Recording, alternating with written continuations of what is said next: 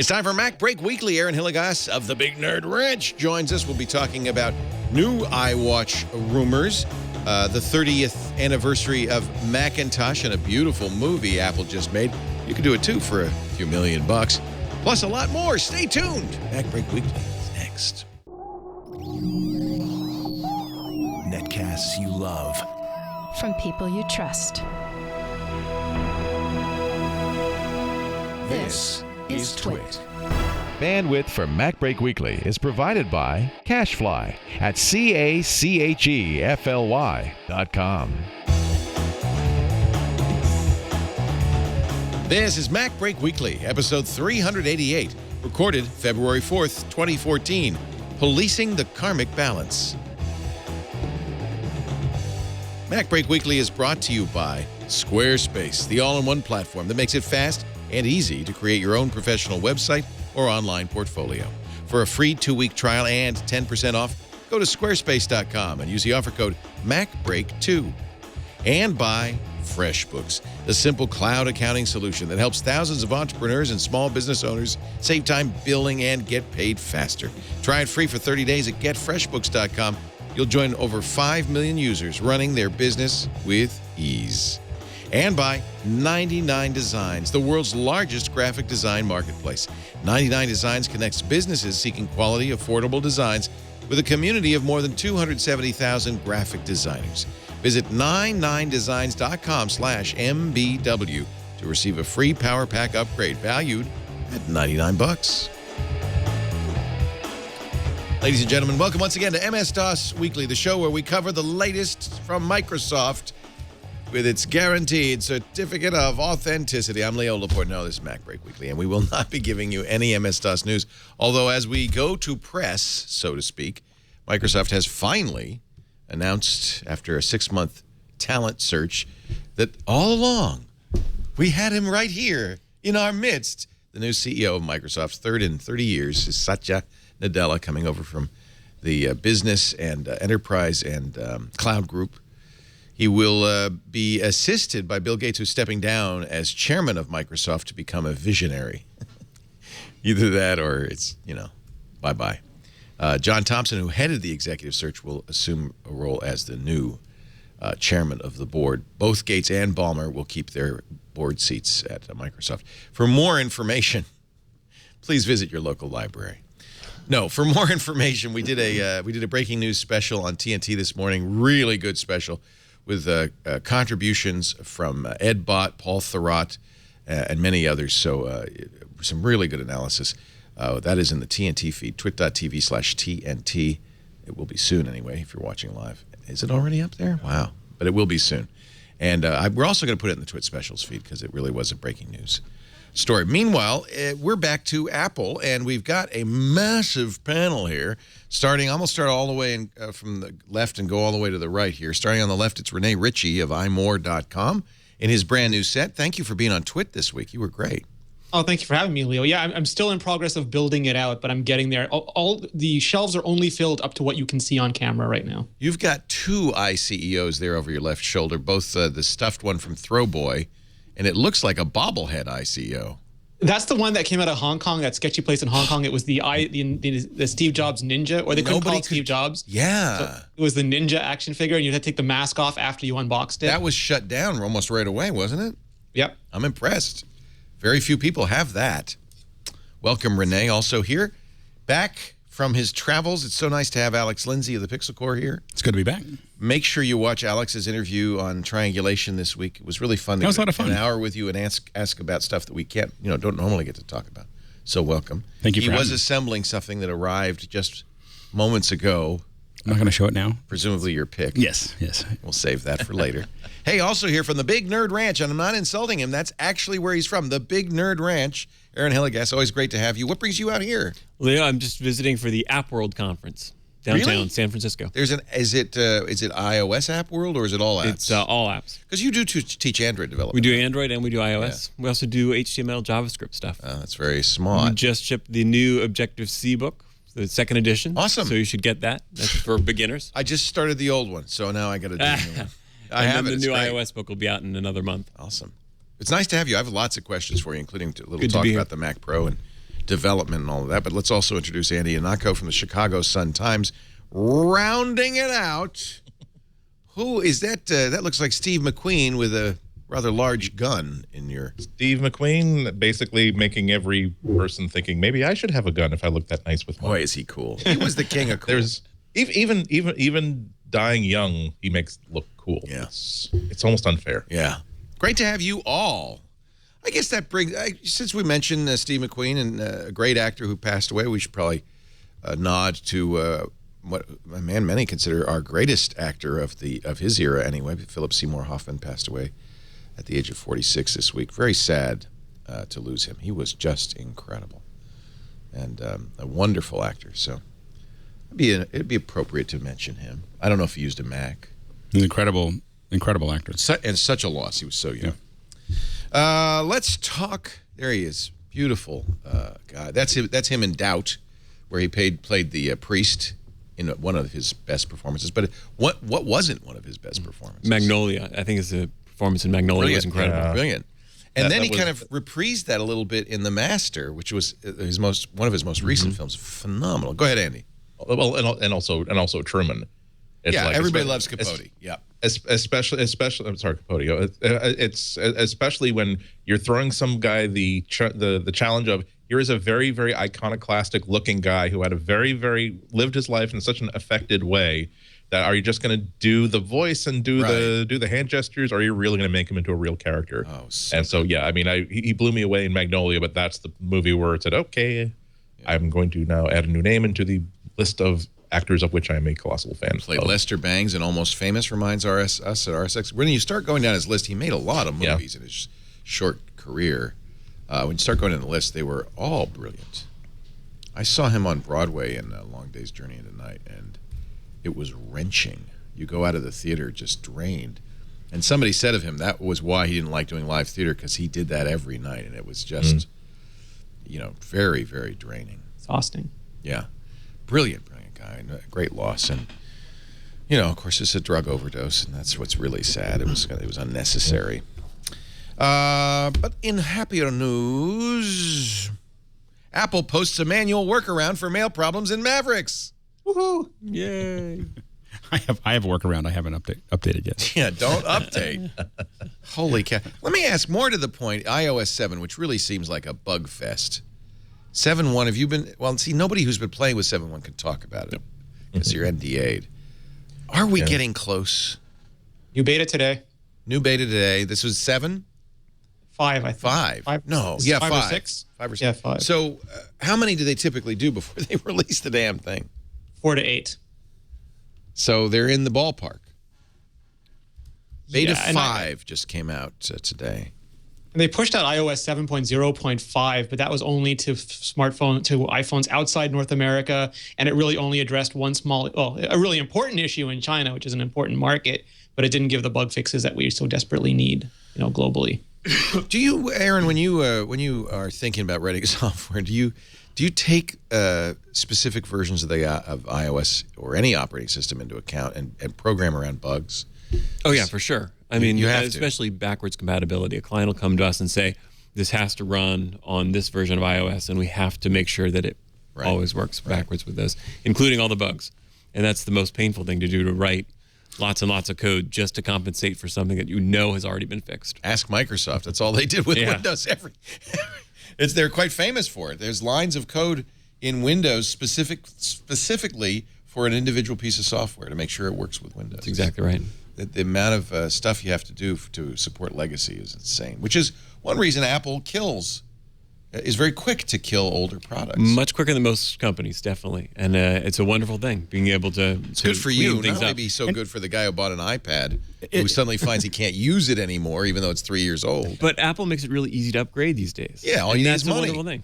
It's easy. Does that? I mean, it seems like it must help the developers a lot to know that the vast majority of users are upgrading quickly. No, that's exactly right. When a client comes to us and says we have to support this version of iOS, I can go back and I can say, let's look at the pie chart. How many people have already upgraded to the latest? And it's a huge number, especially on iOS. 80%. Right. They don't upgrade as quickly on the Mac. Okay. Yeah.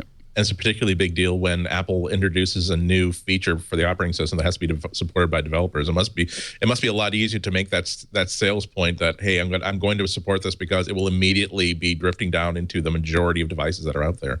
That's exactly right. Especially when they roll out a big feature like Passbook or something, and a client says, "Well, this is all based around the Passbook API."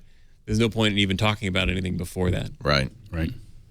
Speaking of Passbook, HealthBook is on the way, apparently, according to rumors. This would be something iOS 8 would have, and it makes a lot of sense. We heard earlier this week, that, according to the New York Times, that actually it was an interesting story. It wasn't, New York Times had the mainstream story, but they got it from a blog.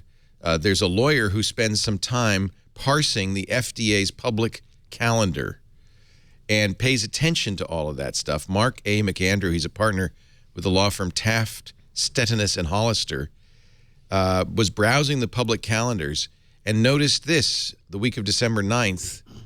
High-level Apple executives, including Bud Tribble, vice president of software, meeting with high-level FDA, senior FDA directors in December to discuss, it says, mobile medical applications.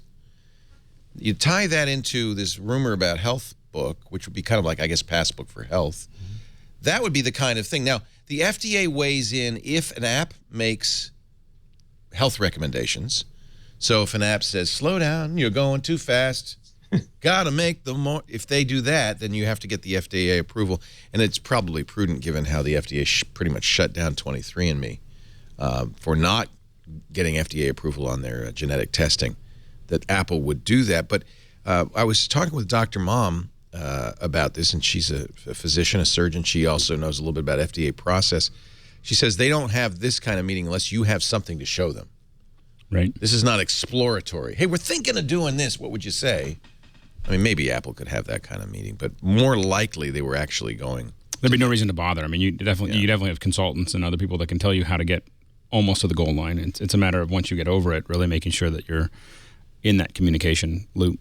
I have a theory that we should start a rumor based on. Okay. Which is Apple is looking for new consumer devices. Yes. I'm thinking a toilet based on iOS.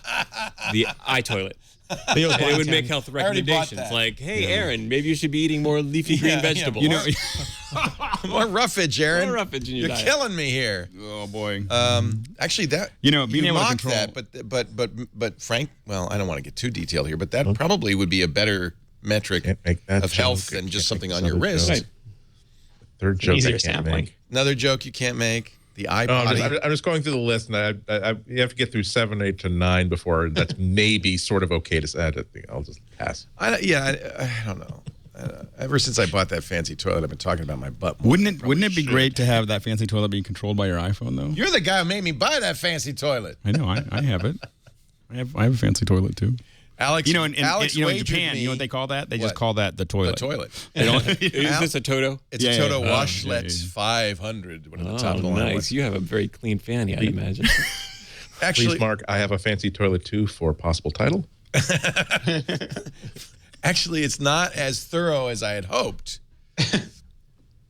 God, I don't want to talk about this. Alex wagered. Show of hands wants to start all over again. Welcome. It's time for MacBreak Weekly.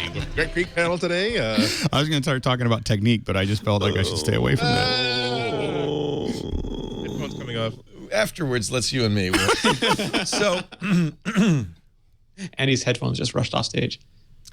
the FDA, the other thing they might be meeting with the FDA would be on a watch, right? And this is, I think, one thing that's pretty clear is that the HealthBook is just a total rumor. The watch, frankly, is a total rumor. But as we get closer and closer to something happening, it does make sense that if they have a watch that, for instance, monitors health, does the Jawbone Up have to get FDA approval? I doubt it. I think it depends on what they're claiming. Yeah. How much information that they give you or recommendations or so forth. And the iPad used to be a rumor. The iPhone used to be a rumor. We're in one of those wonderful times again. Yeah. Yeah, that's a good point. You could also imagine some iBeacon work with this as well, like places in the park. Yes. Keep track of where you walked. Look around you. Mm-hmm. If nobody at the table is an iBeacon, then you're the iBeacon. You're the iBeacon. That's right. You'd be and that's one of the things we learned about iOS and Apple devices. Every iPhone since the 4S, every iPad is an iBeacon, is capable of beaconing as well. Everything with Bluetooth 4.0. Right. And there's a lot of things that you can measure pretty carefully when you start looking at at vibrations and movement and so on and so forth. Like, for instance, you could have a wrist, a watch or something that when you're working out was keeping track of all your reps. It could keep track of all of those things as you're going and just automatically input those into your documents and so on and so forth. And I think that there's, we're just barely scraping the surface of what's possible. Like when I walk into the gym now, there's all these pieces of equipment that I don't know how to use, and so I don't use them. So I have a very basic, I eventually get around to trying one new one every once in a while. But what if I was able to walk up and the iBeacon was able to show me, how to use it? And like a little video shows up on my iPhone, and then it keeps track of all of my reps and all those things. But having that biometric connection, and then if you look at people with health issues, you could be having something that's paying attention. And this is why you talk to the FDA, is you have someone who has a heart condition and it is paying attention to your heart rate.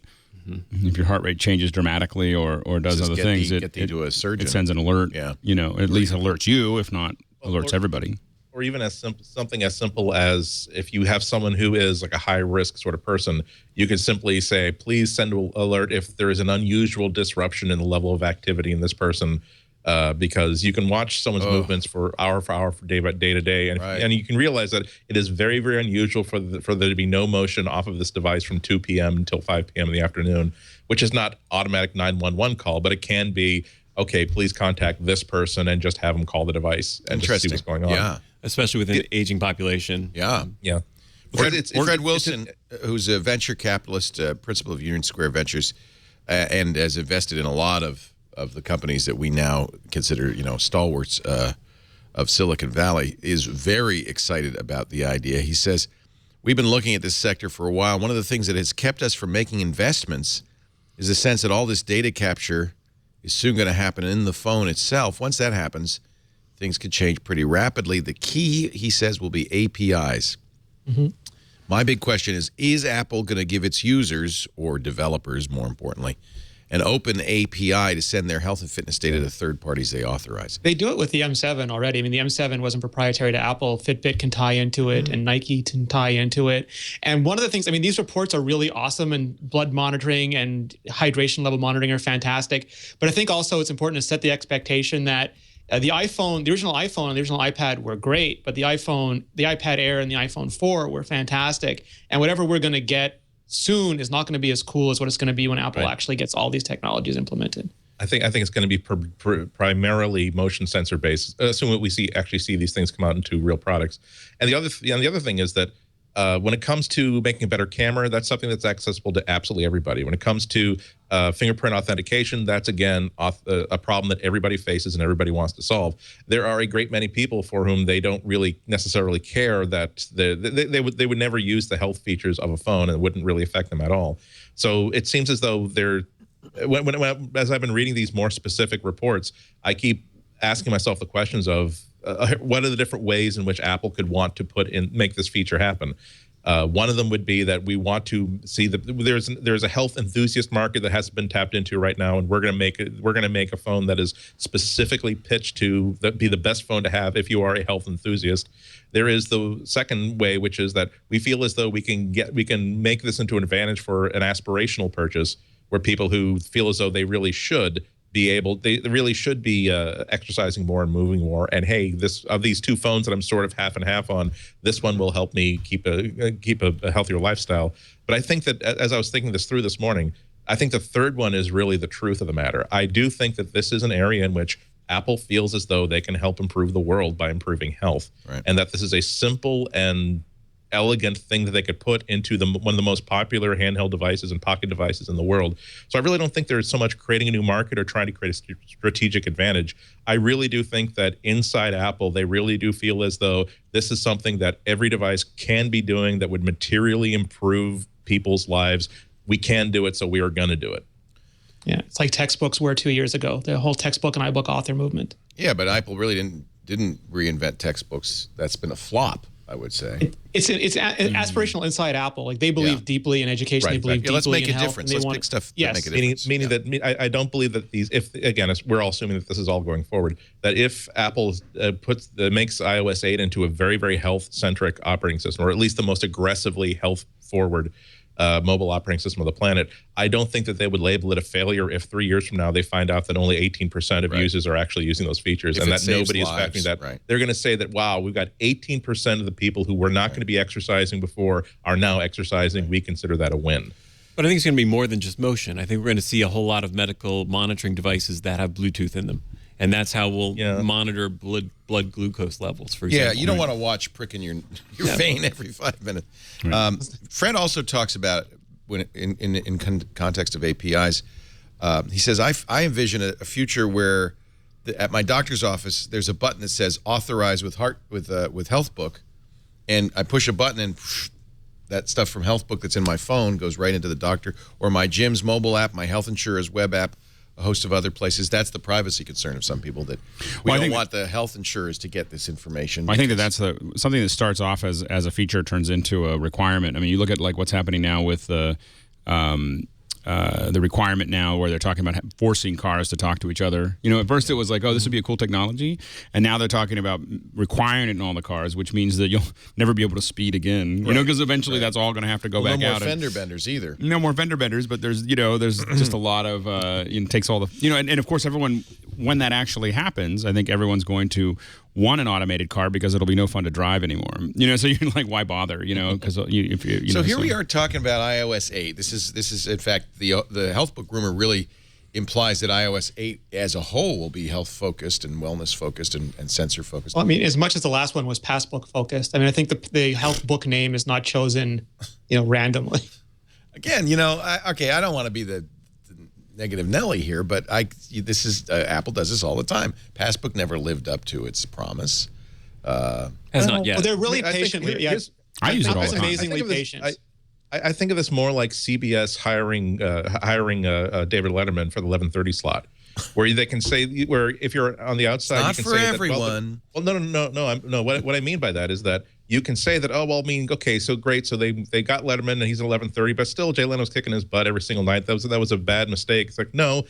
They had CBS had absolutely nothing going on at 11:30, and now they have a hugely profitable show and have had it for the past 20, 30 years. Right. So the fact that Passbook has not revolutionized all point-of-sale payments all across the entire globe, that doesn't label it a failure. Now they have a infrastructure and a feature that they didn't have before that, to my thinking, is one of the best ways to do a feature, where if you don't use it, you ignore it, it stays out of your way and never complicates anything. Right. But as soon as your local market, which is probably the independent market, not the huge chain, decides to put in a few iPad terminals and now you can pay with your Passbook, suddenly your phone becomes 20% more awesome instantly. So the fact that they have it there and that it works is enough of a win for Apple to keep going with it. By the way, Apple's not the only one looking at this. Google is working on a contact lens that will test your blood sugar in your tears and give diabetics a reading that apparently is accurate from their contacts.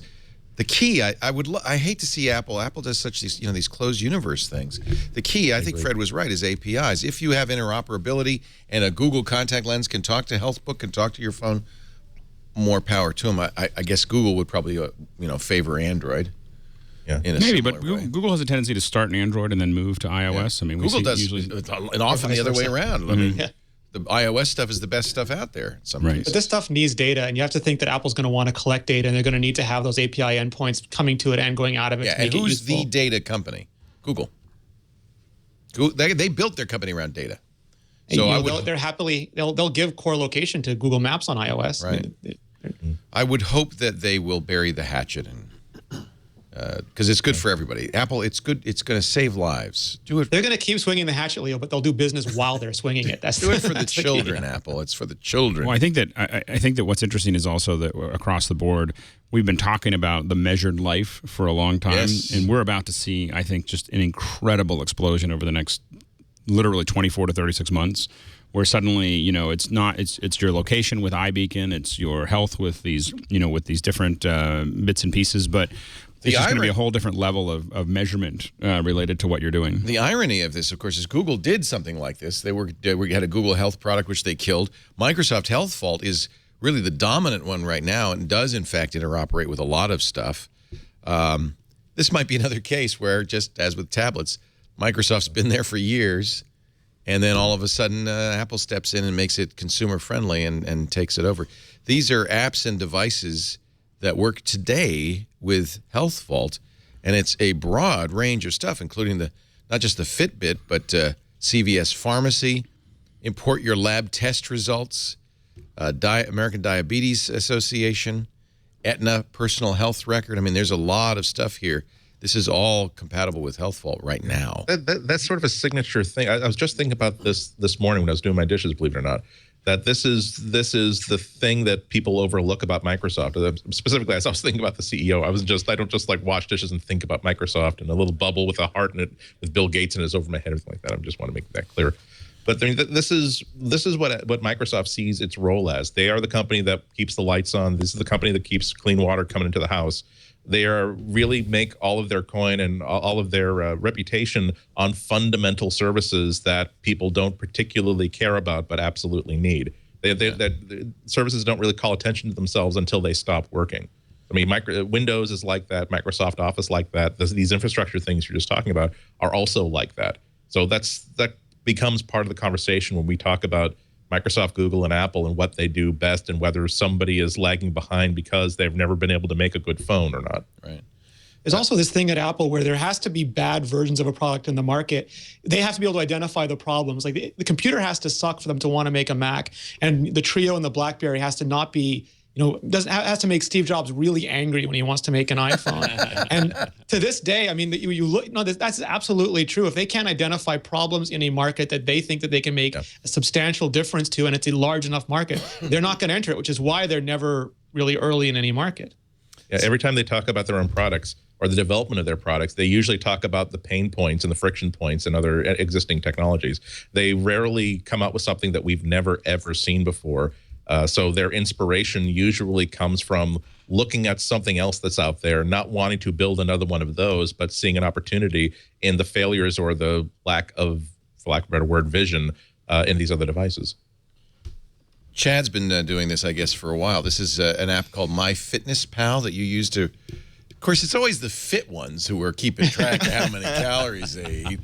Yeah, nice, Chad. I see that you're doing very, very well. What is this? This is an app you've used for how long now? So I've been using this since the beginning of the year. Since day one of 2014. You know what I love is this. You've got this news feed.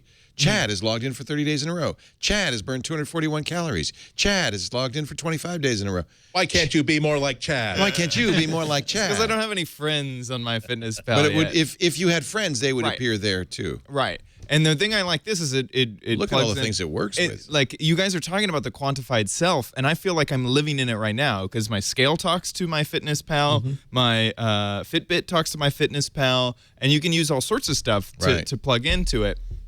One of the things that I love is if you go, I believe that there's a thing called Progress or underneath. I see the graphs. Hit the one more up. One more up. Oh, look. So this is 94% progress. You know what that is? That's the heavy cream you had in your coffee. Well, I've only eaten one thing today, which was coffee. So all right, let's go to yesterday. If you go to yesterday, look at that. And that's carbs is blue, protein's green, fat is red. I've been trying the keto thing. So if you over in the corner, right above the other arrow, right below the other arrow, there is a. It looks like a lot of lines. Yeah, click that. So that'll break down everything I've eaten today in terms of sodium, protein, carbohydrates, absolutely everything. How hard is this to enter stuff into? Because that's one of the problems I have with all these. I used to use Lose It for a long time. Right. Tracking what you eat is the single best thing, by the way, you could do. You don't even have to have a goal. Right. Because as soon as you see, oh my God, that bagel just killed me. Yeah. Just tracking it works. So how easy is this to use? This has been the easiest one. The one issue that this app has on is that it doesn't have a restaurant tracker. So normally it's Lose It will say, hey, you're next to Taco Bell. Would you? Yeah, it's always Wendy's that they have fast food stuff. Taco Bell. I don't understand that. Is that? And so, well, this one doesn't have that. Makes me want to eat more fast food, frankly. Right, I know. Boy, it'd be a lot easier if I were having a Big Mac right now than this plate of broccoli. Right. This one, all you do is search, and the search has been really, really good. So you just type in about what you're looking for. Wendy's spicy chicken sandwich. Exactly. I've eaten that one frequently. You can tell. Create a new food, meals. Tasty sandwich. And so the meals. So the more you use it, the easier it gets. Absolutely. Absolutely. Because I know if I go to Chipotle, the meal I've already created with the lettuce and the everything I get. And Gin. Every time I get into tracking, I always find that I eat simpler food because I don't want to track it. Like I look at like pre-processed stuff, and I'm like, oh, I don't want to eat that. Just eat rice today. Yeah, it's like a cup of rice. That Gin makes and sense. tonic's only 92 calories. I can't remember. Really, how a gin and to spell tonic's only Twizzlers, 92 calories? so- I should be drinking a lot more of those. I'm sorry. Go ahead, Andy. I try to type in Twizzler, but it keeps autocorrecting to carrot stick. Oh well. Yeah, I guess I'll have to eat a carrot stick. This is called MyFitnessPal. This is one of a large number of utilities like this, but this is the most complete I've actually had seen. a couple people recommend that. I just downloaded it a couple weeks ago, and I haven't actually started it, but I'm. And we're looking on the iPad, so it's an iPad and iPhone app, and Android and web. Yeah. It's now on I everything. have to use it. Yeah. Oh, crap. I mean, this information has been invaluable in trying to truly look into what I've been doing, and you can go online and change your settings. So when I started keto, the app was like, "Whoa, you are going crazy with fat and protein." Stop and then that. you just go online and change the numbers around, and it goes, "Oh, you're doing great. You know, keep it up. You need more protein in your diet." Works with the Y things, works with the Fitbit, works with the Up, Runkeeper, Runtastic, pretty much everything that people use. That's nice. Yeah. And this one doesn't like Lose It will charge you for connecting other things. This one does not, which is really, really nice. They had one of these espresso exercise bikes at the gym, and then they stopped paying for the subscription. So it was a little annoying. But that's another story. Yeah, it's nice if you don't have to pay for everything. But I can't, like, this information, you talking about how Apple might get into a health book, it makes me think about switching from Android. If it's something that can be better, if it's FDA approved, if it can give me more granular information than any other device because they've gotten FDA approval, that is something that is very interesting to me. Well, and Chad, I like it that you're doing it. You're a young guy, and if you start now, it's a lot easier than if you start later. So I like to see that you're doing that. All right, I'm going to download that, MyFitnessPal. And yeah, if the watch, the problem I have with the watch is there's only a few things it can measure. You know, it's a pedometer. It's not going to measure blood gas or insulin or sugar levels. There's some things it just can't do. Not yet. Yeah. Oh, well, every time we talk about its ability to get things like blood sugar, get things like blood pressure, get things like blood chemistry, a lot of times we're talking about technologies that are kind of invasive to begin with. Even if it's a microneedle patch technology, it's still something that's going to irritate your skin if you're wearing it on your wrist 24/7. Yeah. So we are going to have to look at, and it's not even necessarily. There are technologies that'll get it from tears. There are technologies that get it from sweat. But tears means that you do have to wear like something in your eye. Sweat means that you have to be in a situation where you are generating actual sweat. I mean, here is the back of my watch on a cold winter's day, and there's just not a whole lot happening there. Right. Not that it would have to be slick with stuff, but the problem with health apps is that, I mean, there's a reason why if I want to show you my Fitbit, I can't because it fell. I put it someplace in the house. It's somewhere. And then there are days where I couldn't use it because it has this fiddly little charger that is not nearby, and I couldn't get it working. That if you create this wonderful, easy to demo suite of hardware and software for health and fitness, but make it so that it is just 8% too difficult to charge this thing, or it is just a little bit inaccurate, especially that one day where you really want to know what your fitness level is, or it stops working just momentarily. This is what happens. This is the reason why I haven't looked really too hard to find that Fitbit. I'm sure it's here somewhere. I didn't throw it out. I didn't, give it to the. I put on a raccoon. Have the raccoon give me a drawer full of those devices. Like so that's why it's interesting. I'm not sure. There are a lot of people who would switch phone platforms specifically for the health features of a phone, unless they're already active exercisers and active nutrition people. I mean, there's a lot of, like Andy mentioned, the 20% increase in value. A good friend of mine works in a hospital, and she has to do rounds, and she leaves her phone on her desk now and just wears her Pebble with her, and that sends all her notifications to her watch. And she's found that, it's just transformative in terms of where she can go and what she can do, and not have to just carry, thinking about carrying a phone with you now sounds it's so easy. But for her, not having to carry a phone was the big thing. And if it does, health for some people, notifications for other people, iBeacon stuff, commerce for other people, you start getting enough features that someone will find something they like. Yeah. And what's so great about all these strategies that we're talking about and that are being discussed like on the sites is that Apple doesn't have to clobber everything all at once. They can just create this infrastructure and have one nice feature where that motion sensor inside the existing iPhones is leveraged a lot more aggressively, and the data that's producing is surfaced a lot more easily to the consumer. So it does maybe one or two little things first, and then with the next release, it's now doing 4 or 5 interesting things.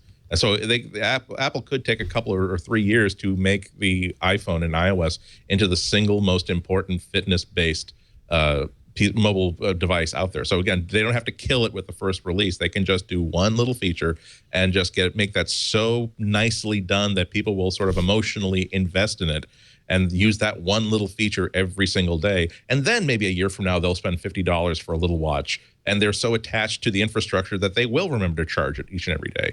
So Apple, I'm sure they have a long plan for this, and I'm sure it's going to be more interesting 3 years from now than it will this year or next year. Looking forward to it. And boy, it sure is achieving the stature of more than rumor, even though all we have is rumors at this point. But one hopes we will hear more. That's how it starts. Yep. That's an excellent point. That's how the iPhone started, too. Yeah. We're going to take a break, come back with more. Aaron Hilligas is here from Big Nerd Ranch. If you need to learn how to program, they've got books, but they also have courses. You can go live on the ranch, learn how to rope, how to wrangle, how to create 4 wild loops. He also is a very nicely cowboyed fella. I like the big hat. That's nice. Where do you get those? This one's actually made for me. It's a guy, his name is Jack, and he has a company called Jack's Built. You have a man who makes your hats? Yes, and he sends you a pattern that you put on your head? Put on your head, and it figures out the shape of your head, and then you send it back to him, and then he cuts a hat custom I need for that. you. Yeah. Jack's Built. Jack's Built. Jack's Built. Does he make all kinds of hats or just cowboy hats? Just cowboy hats? Yep. Nothing wrong with a cowboy hat. I need a cowboy hat. And you know, all you have to do if you want to look like Pharrell on the Grammys, you just punch up the top and it'll look exactly the same as Pharrell's. Maybe cut the brim off. Thank you for being here, Aaron. Of course, our regulars, Renee Ritchie from imore.com, Alex Lindsay from Pixel Core, who's going to be more of a regular, it sounds like. Yes. I'm happy about that. Andy Anako from the Chicago Sun-Times. Did you watch the Super Bowl? Did you see the Squarespace ad on Super Bowl? I did. I think it's so, you feel like you're kind of rooting for, they're one of our sponsors. And in fact, we're about to do an ad for them. And it's just like, you feel like, wow. Those are our guys. Those are our guys. It was an interesting ad. Here, let me play. I'll play a little bit of it here for you. This. Or maybe the last guy. Maybe the last guy. I think what am I hearing? Yeah, you're playing. I think I'm Wall hearing Street something Journal. else. Oh yeah. I don't want that. Let me go back. It's a bunch. It's all just to make this a little bit more intelligible. It's all the internet memes at once. Okay, so that'll help you.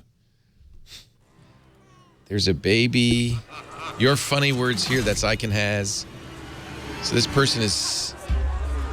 Click here. Click here. Click here. Look at this. So there's a iStock photo right there.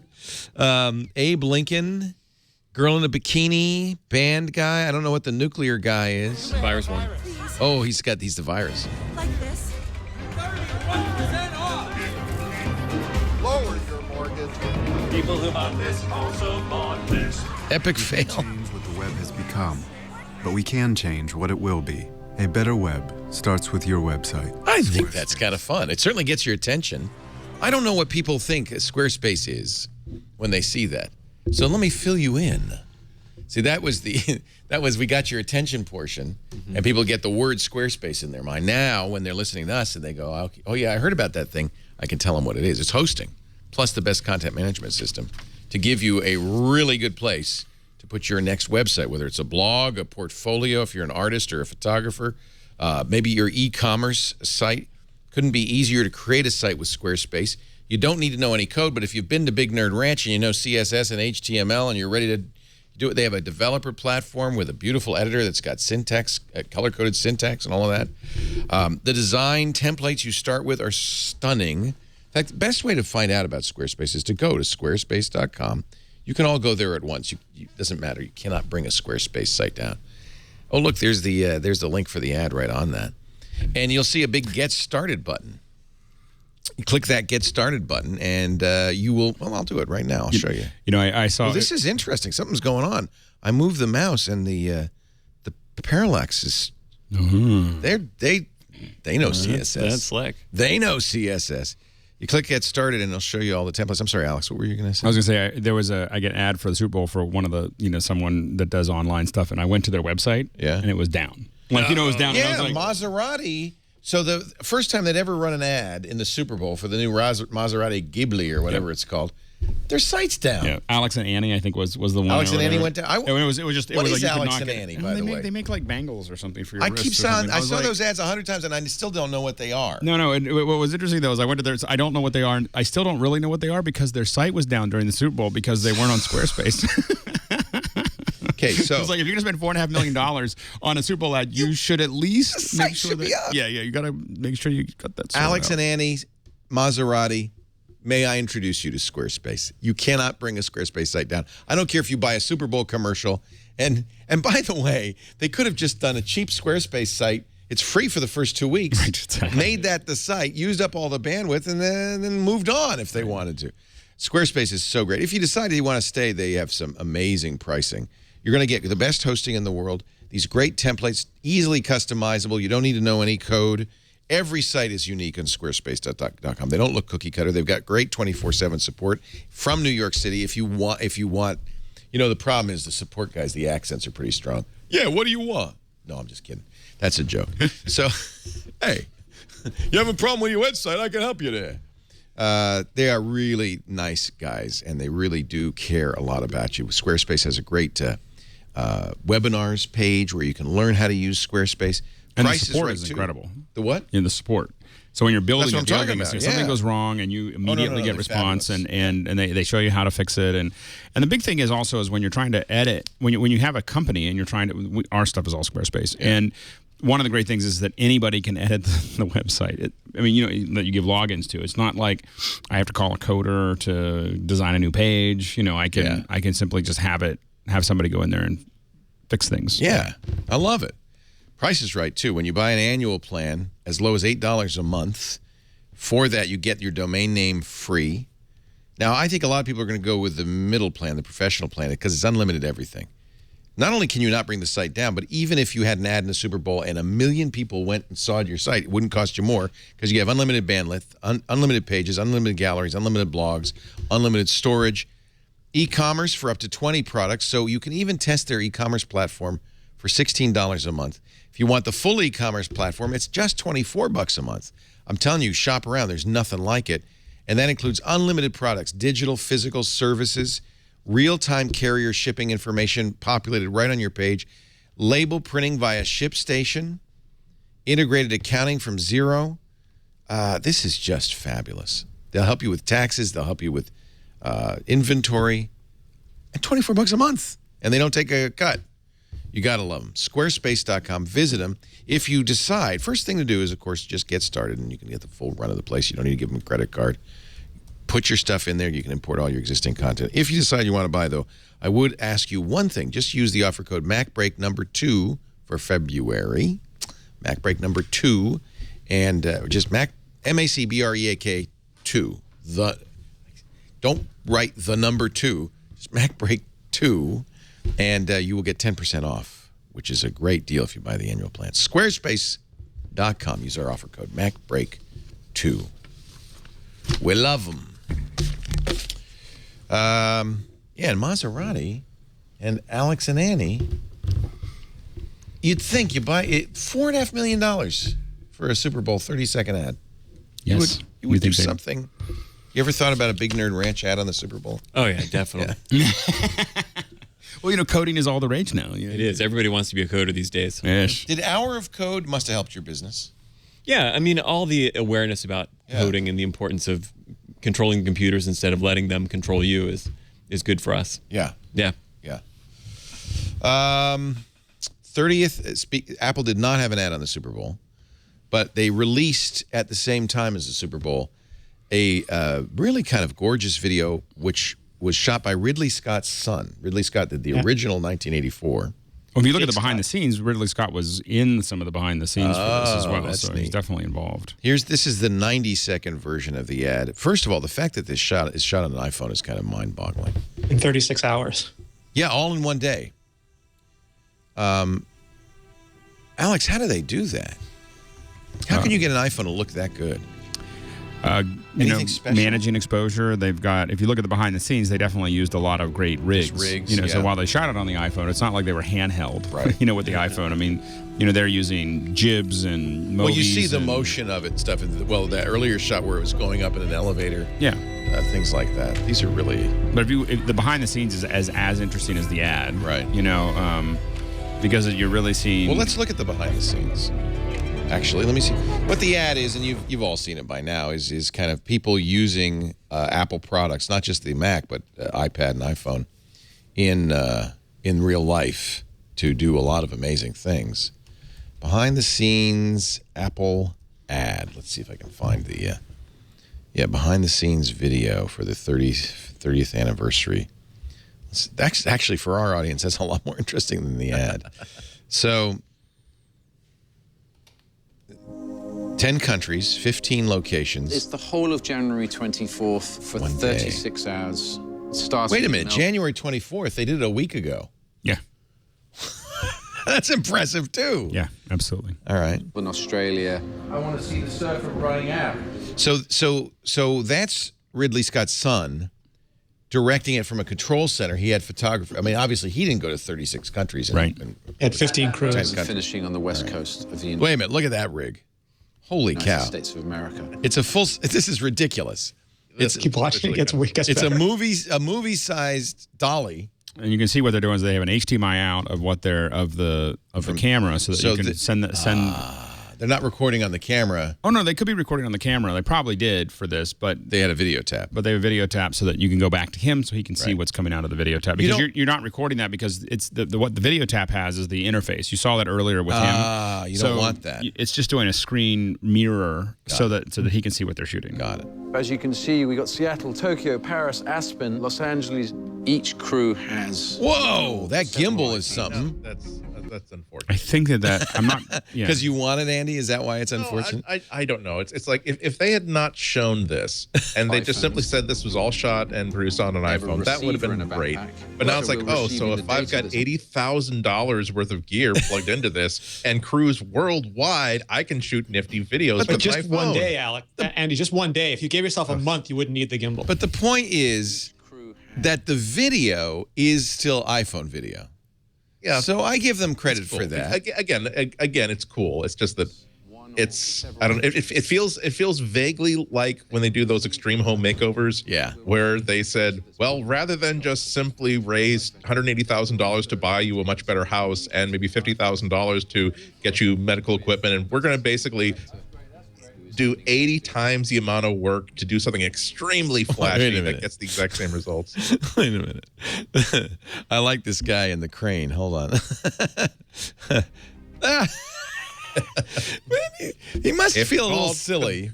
If God could achieve 1/3 of we can accomplish, he would consider himself a very lucky man. But sometimes like that, okay, so that shot's just a guy in an elevator holding an iPhone. Yeah, exactly. But you're basically treating it just like any other camera. Right. That's a little Steadicam. I'm trying not to be cynical. It's just that I'm like, okay. We've seen this rig before. This is kind of a cool little rig and not too expensive. Yeah, it just it's cheap. Who makes that? I think Steadicam. It might be Steadicam itself. Yeah, it's just a little counterweight basically that you mount the iPhone to, but it helps you hold it more steadily. That's really nice. Move off them into that view. That's what I love. That's Ridley Scott himself there, right? I believe so, yeah. Wait a minute.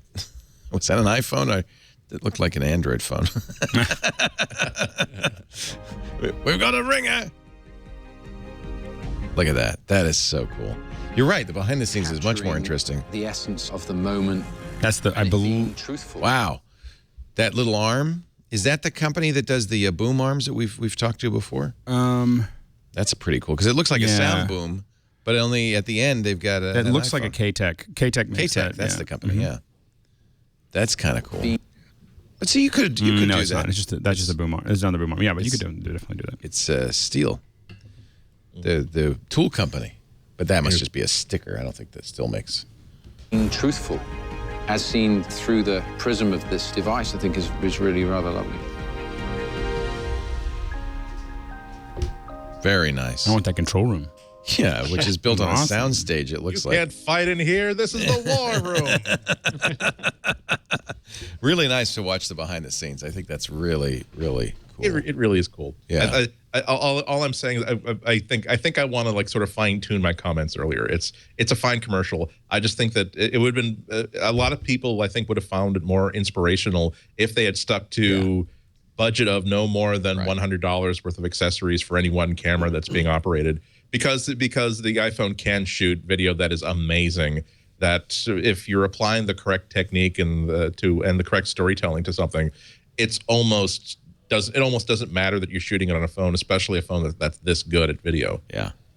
Well, and as Dendrite said in our chat room, here's all the things you can't do with your iPhone. Well, again, I mean, it's factored by time. If you don't have a lot of time, you got to spend a lot of money. You know, if you have more time, you don't have to spend as much money.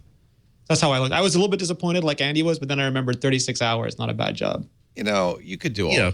They're just being okay. The difference between the quality of the footage you get with that versus a stick that you taped an iPhone onto is 1%.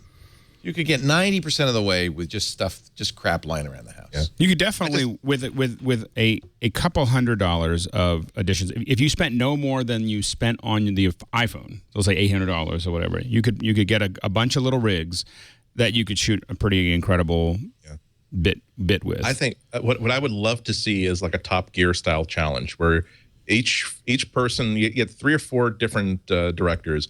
Each one has a budget of no more than $200 for additional hardware and $5,000 for additional personnel, whether you want to hire a lighting person, a sound person, an effects person, an editor, and try to produce the nicest 4.5-minute movie that you can possibly make. Because I think the results would be so impressive. I think the results would be as impressive as the video that we just saw. Then at the end, the Stig comes in and shoots it professionally.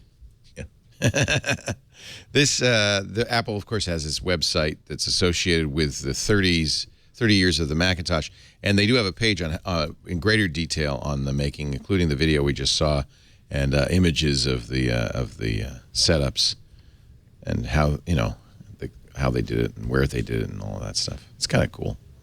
It's cool. Reminds me a little bit of Rick Smolin's Day in the Life projects. You know, yeah, absolutely. He did Day in the Life of the Internet. It's especially cool when you give somebody a deadline like that, which is to say, don't take 2 months to think about it, 2 months to plan it, and then a month to shoot it. Here's the day. On this day, you're going to go out and shoot something, and send me whatever you have. That's just exciting. Okay, stuff. there's one other point I'm going to make here because you can see it in this shot. Not only are they shooting with an iPhone, but because the command center was on Los Angeles, the cinematographer is hooked up by a FaceTime to Los Angeles to get feedback. You can see he's listening to this phone that's being held in front of him, and Scott is there on the. And I have to say, I wouldn't have done it that way. I would have attached that phone to the other phone. Yeah, I know you. I mean, I would have next time call Alex and he'll set it up for you. Yeah. Because we've done some of those FaceTimes where we do that, but what we do is we do the camera tap, and it hasn't been out of an iPhone; it's just been out of a regular camera. But what we do is we attach the iPhone to the camera, like to the cold shoe mount or the hot shoe mount. Then you have a little rig above it, and then you can sit there and talk. One of the problems with this is, of course, the director is seeing the shot, but not exactly the shot. This director's seeing. Maybe he does have, but it's pretty close, and you can upload it almost immediately. He's got the tap. He's got some interface over top of it, but it's not. But otherwise, he's seeing what they're shooting. Now, Alex, would it be important to have a director that is looking at these shots live when you have something this complicated and this widespread? Or with a project like this, would it be easier for him to simply say, here's the storyboard, here's the shot I want you to get? The bottom line, he's going to get a lot more of what he wants, and the iteration rate will be faster. So anytime you're doing production, whether it's visual effects or video or whatever, you're never going to get the shot that you want. You're going to get the shot that you ran out of time, and that's what you ended up with. And so, there's 20% of it is really technical, 40% of it is knowing what you want, and 40% of it is the number of iterations that you're going to get before you get it. So that increases the iteration by having the FaceTime and having the real-time feedback. Let's not leave out the fact that Angus Wall was the editor. Right. He hired 21 other editors to go through all the footage. Yep. 70 hours were shot. They say 15 cinematographers in 10 locations. What they don't mention is those 15 cinematographers shot 70 hours on 100 iPhones. So there's a lot of footage. Yeah. It's probably a multi-million-dollar production. Yeah, see, again, that's the only thing I want to say about it. That I think that people might get the mistaken message that what Apple did with those, how Apple made that movie on the iPhone is something you could do with any phone or any $100 drugstore camera on the market if you had all this technical support, if you had all these extra doodads on it, and if you had all this extra. But I think you're doing it like a military what's hysterical? thing. Even Jake Scott and the Cloud ad agency couldn't get any Mac Pros for their control room. It's all iMacs. There's not one. There just weren't enough, Leo. This was the opportunity to show the Mac Pro at work, but except you wouldn't need it. I mean, for this. No, because I had breakfast this morning with a developer who was given a February ship date, and his phone has not been out of his hand since midnight February 1st, expecting a confirmation. If they had if every desk there had a Mac Pro, they'd be saying, "Oh, so I guess 5 people got screwed out of a delivery of a Mac Pro, so you could shoot your little cartoon video." I take it back. Go ahead. One of my friends got an email today saying from Apple, just reminding him that his delivery date was in February. He got all excited when he saw it, and it just said, "We're reminding you it's going to ship in February, and we'll tell you when closer to the date." Apparently, they didn't use Mac Pros for the video. They used Mac Pros for the scoring of it. There is a Mac Pro in one of the images, and it looks like they're doing the scoring. That's another studio entirely. 86 Macs were used in production, one of them a Mac Pro. And they still can't fix the MagSafe connector on the new Mac. I'm being facetious. They solve the problems they want to solve, don't they? Must be a fun project to work on, though, if you're Lee Clow, the creative director. By the way, the same team that did, same company. No, I'm sorry. Lee Clow was the ad agency creative director at Chiat Day in 1984 when they did the 1984 commercial. And Lee Clow comes back to do this with not Ridley Scott, who directed it, but his son, although, as obviously is the case, Ridley's there.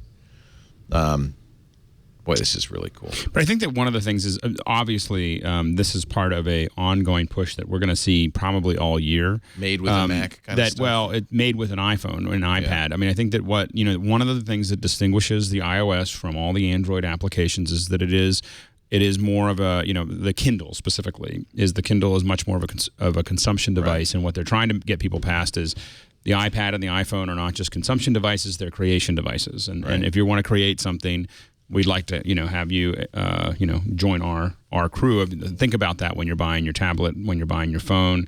I think that is definitely something that they're going to keep on aggressively pushing. I don't know if it's necessarily a great case. I think there's a lot of great creation apps on the Android platform, but I think that specifically, I think Apple is eyeing the Kindle, which I think that Amazon would tell you that it's a consumption device. It's a front end for their store. Yeah, so it's really attacking. Like if you're going to buy it, if all you want to do is consume, then the Kindle's good for you. But if you want to create stuff, and I think that they're trying to inspire people to think about, maybe, and even if they never do, there's a lot of us that buy gym memberships and never go work out, but they might think someday I might want to make my movies and do whatever. So that I think that's and I think that you could argue that people who are wanting to do that kind of stuff with their devices may spend more money. And may buy a Mac as well. I mean, after you get it all together, it's nice to edit it on a Mac. So it's a whole suite of buying the whole ecosystem. Yep, absolutely.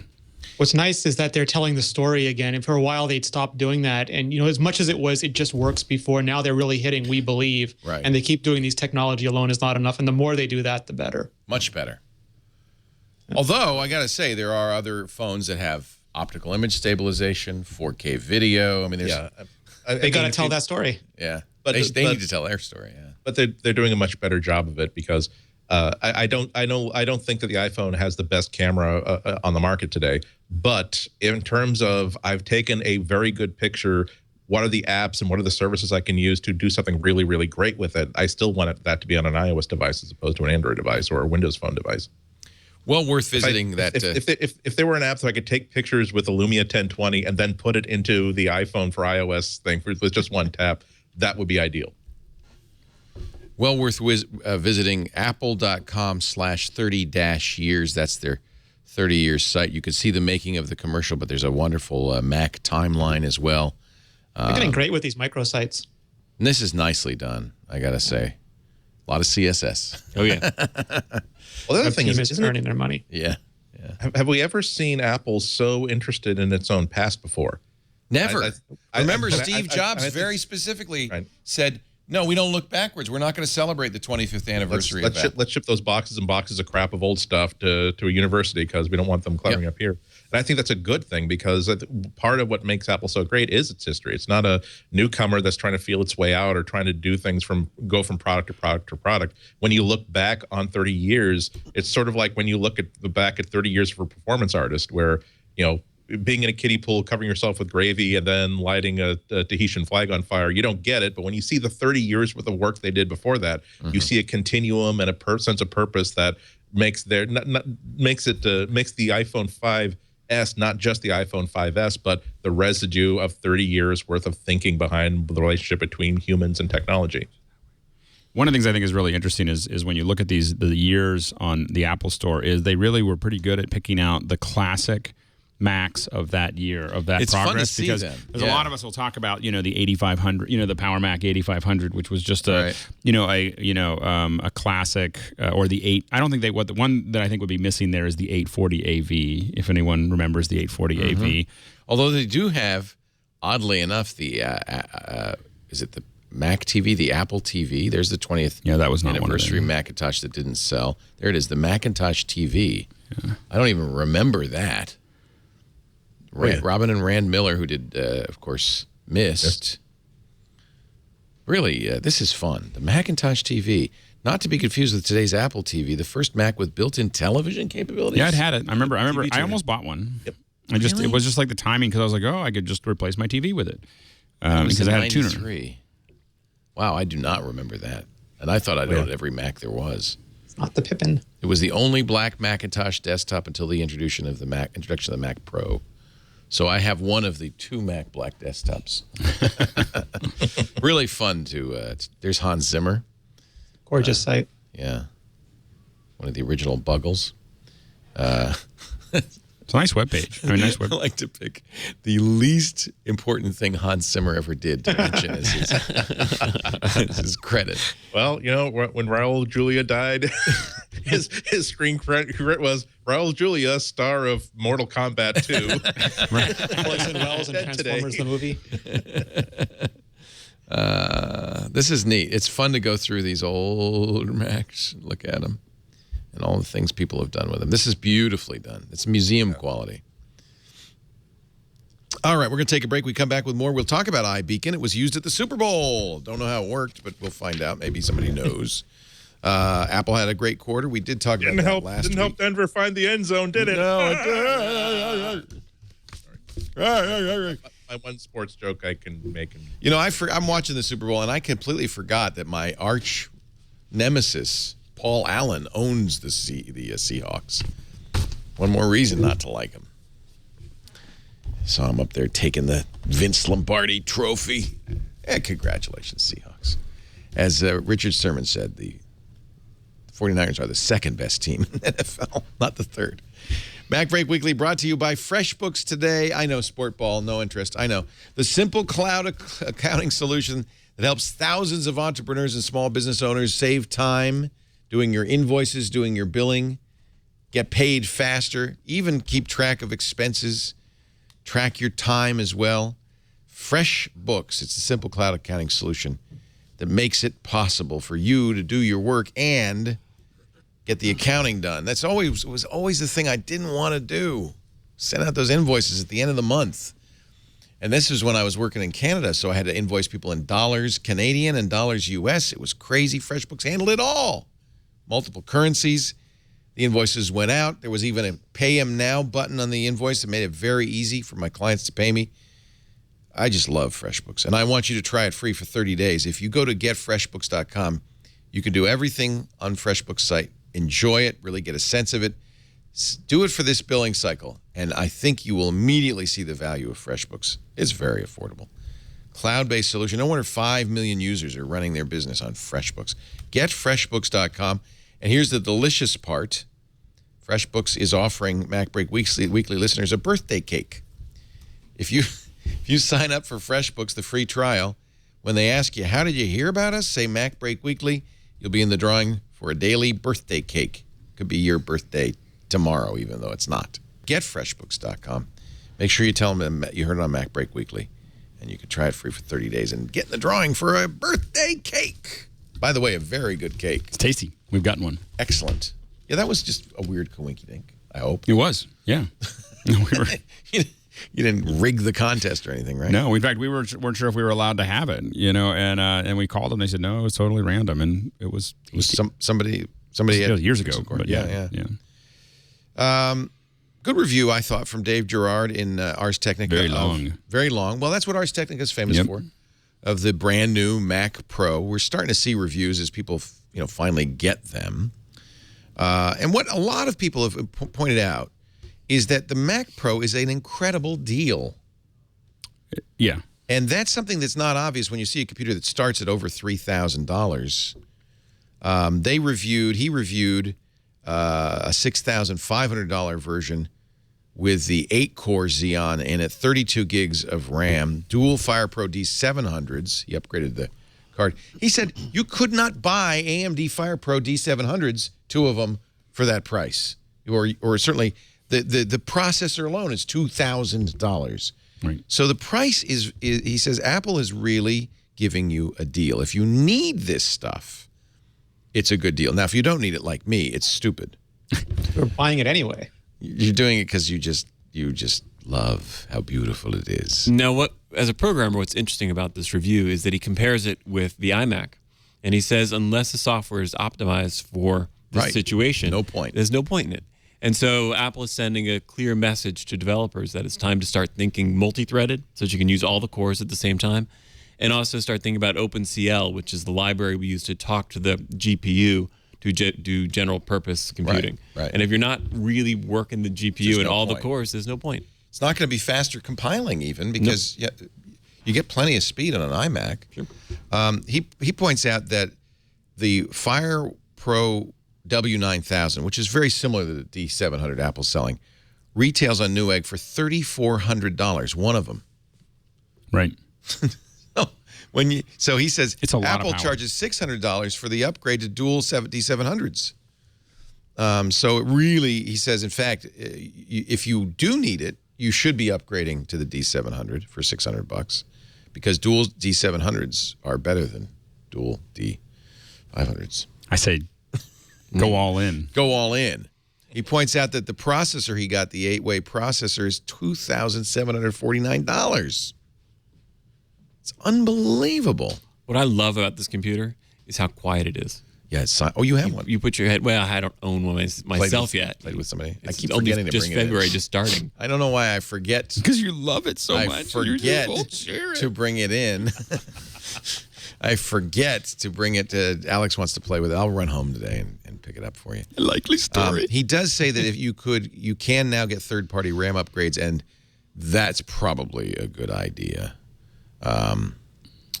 But do make sure if you get RAM that it's made for a Mac Pro. For instance, the Mac. In fact, I would just get. And one of the things, don't even mess with it. It's got a temperature sensor in it that talks to the fan, and so he says if you get the wrong one, your fan will be at full speed the whole time. One thing that we did, we had to do a lot of research back in the day. And one of the things that we found is that a lot of errata, the difference between a computer that is really stable and a computer that just is a little wanky, turns out to be the RAM. Oftentimes, we used to do a lot of testing. We had to deal with a lot of video, a couple million clips or 750,000 objects for a movie I was working on, and and we had a lot of crashing, and it turned out once we cleaned up all the RAM and tested it all heavily, everything got stable again. And so definitely I've because of that, I just generally buy, I know that Apple's RAM tends to be very stable, and it's really built for this, and I tend not to get third-party RAM anymore. You're paying for the peace of mind. 450 watt power supply. Now that's bigger than most PCs, but it's still not massive. For a little computer like that, thing, I'm it's amazed big. that when it's working, it burns 330 watts. Yeah, Right. and as you say, it's dead silent. Dead silent. The hard drive, the spinning hard drive I have hooked up to it is louder than it, and it's annoying. Do you feel the heat coming out of the top? Yeah. More, not heat exactly. No, it's heat coming out the top. Balmy air. Hey, I'm just wondering if I can replace my space heater with it. You might work a couple of you them. might work it well enough. Nothing I could do, and I'm playing, BioShock Infinite at full quality and everything, and great frame rates, and it's not breaking. Well, I've been doing a whole bunch of recompressions of footage from last. That's what it like would hundreds. be. Of, like what I'd love to test it on is I've got about we shot about 20 hours of footage last week that we have to convert, to Apple ProRes, and you'll be able to dry your hair at the same time. Yeah, that's awesome. So I'm more heat up the concerned office about kitty infiltration. It's a source of radiant heat. It's if you got a cat, you're gonna basically come and it'll look like one of those Egyptian Coptic jars. It'll just get its body stuck in the tube. Its head will sticking out. A cat would love it. A cat would love kitty it. sauna, or even a small rodent of almost any kind. Squirrels. Rodent of unusual size. It does apparently, for those who are wondering, support Windows, but Windows 8 only, because Windows 7 doesn't have support for USB 3. The drivers could be flaky. He says you're going to have to use Windows 8. He said also the AMD driver Apple installs with Boot Camp has Crossfire enabled, so it uses both GPUs for gaming. Right. Awesome. I'm going to have to put Windows 8 on it. And let you know. I've been avoiding that. It feels like sullying. It's like putting a mustache in the Mona Lisa. It's just can't it's do gonna it. be this is probably how maybe it's just that we're just stopped talking about the 30th anniversary of the first Mac, but this really is a lot like the first Mac in so many ways, in that cool radical design, but also it's kind of scarce right now, and the people who want them are people who are willfully ignoring the fact that this is not the most practical computer to own in 2014. And everybody who does not have one wants to know somebody who has one so they can go and see it and try it. I'm really getting a 1984 vibe off of the entire Mac Pro of conversation. He says, at first glance, the new Mac Pro seems like a finger in the eye for demanding creative professionals. But after actually using the system, I'm convinced this is a very successful workstation design that can be a great template for future versions. As you say, Apple has designed a machine that should appeal to video customers. The company's done a good job of reaffirming its commitment to that user base. Great, of course, for graphic professionals as well. But now comes the time for tough love. Those video users likely make up a majority of Apple's Media Pro base, but they are also disproportionately represented as the only people who use Mac Pros. Apple has changed Final Cut Pro to leverage dual GPUs and created a powerful dual GPU workstation to push a narrative that says the GPU is the future of computing.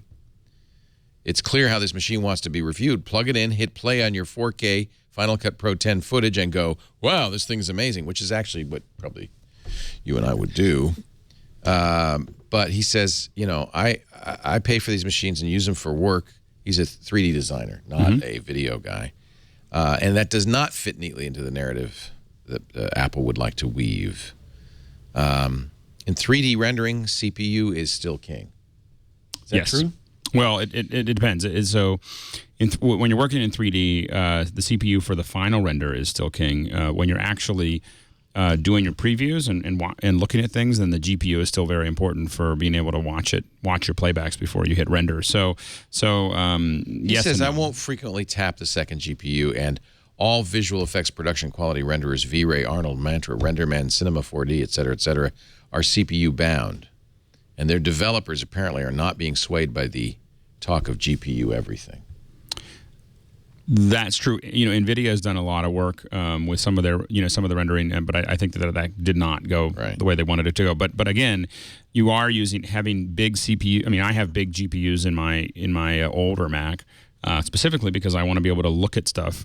Also, the compositing software that that we developed was completely GPU driven. So it's it is very valuable as far for real time interaction.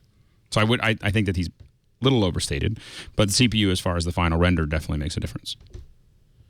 He also points out that over the, say, 4-year life of this computer, it's going to be absolutely essential that I can upgrade the GPU, and of course that's not possible as far as we know. Maybe. The problem is he said it's absolutely essential I don't need the GPU, but it's essential that I be able to upgrade it. The single GPU. Well, no, the single GPU. Oh, okay. He says he says, as for the Phantom second CPU, how am I supposed to make up for the power loss in the single socket downgrade? I think he means GPU. Oh, no, I get it. There's 2 CPU sockets. Anyway, it's worth reading if you're thinking about it and you're a pro. He has some qualms, but I think in general, as with almost everybody who's played with the Mac Pro, this is an amazing machine, but not for everyone. Well, and I think that we're not seeing. I mean, I think that we're going to have to see how quickly Adobe is able to, get After Effects and Premiere running and Avid taking full advantage of it. Right. I think that right now, it makes the most sense if you're a Final Cut user. Right. And then we'll probably see some upgrades pretty soon with things like Cinema 4D that work heavily, and they tend to move very quickly. So we'll probably see Maxon move forward very quickly to kind of push a lot of that forward as well. It seems like the person for whom this makes the most sense is developers. Really? No, that doesn't, does it? No, it's a nice machine for a developer. Well, yeah, if you can afford it. I mean, you can drive a bigger screen, so you get more pixels, which is more... Always big screens is good. Yeah, always good. You have a lot of cores, so you can be compiling a lot of files at the same time. So and you most get compilers like files. GCC now will use as many cores as you have. Yes, Xcode will take care of that for you. Yeah, Xcode also does that. So it's a great developer machine. Once again, it's quiet until one of the kids puts something on top and stops all the airflow and it melts down. It's going to be a perfect machine. Put a sandwich there. We had a production box last week catch fire. It was awesome. What? Yeah, it's nothing like being in the middle of production. Suddenly, somebody is smoking somewhere. So yeah, but wow. Yeah, you got to ventilation is important. It turns out. Apple had a $13.1 billion quarter, the 5th highest of all time. Fortune puts this into perspective. They say they had a bigger quarter than most oil companies by an order of 2, and Wall Street still downgraded the stock 8%. Companies that have oligopolical control over fossil fuel resources, limited fossil fuel resources. Only oil and gas companies make that kind of money. They haven't seen a $10 billion quarter since 2011, but Apple's stock fell 8%. So that's Philip Elmer DeWitt, who has always been a great writer about Apple stuff. They had a great piece from Ben Thompson, too, who was looking at the transition in market share from Apple to Samsung. And Apple has, we've talked about this before, has 0% share of the under $400 market. But their share of the over $400 market went from, I think, 45 to 65% quarter after quarter. And that represents a lot of money for Apple. And their average selling price per iPhone has gone up by, I think, $30 or $60. And Samsung's has gone down because there's a lot more pressure on the low-end market, and especially now that Lenovo is entering it, than there is on the high-end market. iBeacon rolled out at MetLife for the Super Bowl. As you, in fact, as you walked around Manhattan, your phone would say, "Hey, over there's the big toboggan. Why don't you try it for a ride?" Or if you're walking through the park, say, "Hot dogs here, get your hot dogs here," or whatever. I don't know what. Major League Baseball is planning to do the same thing for opening day. Yes, we're talking opening day. Pitchers and catchers report next month, so get ready. The league is looking to have 20 parks outfitted with 100 iBeacons at the end of March. Boston, Milwaukee, San Diego, the Dodgers, the Giants, among the teams that will have iBeacons installed.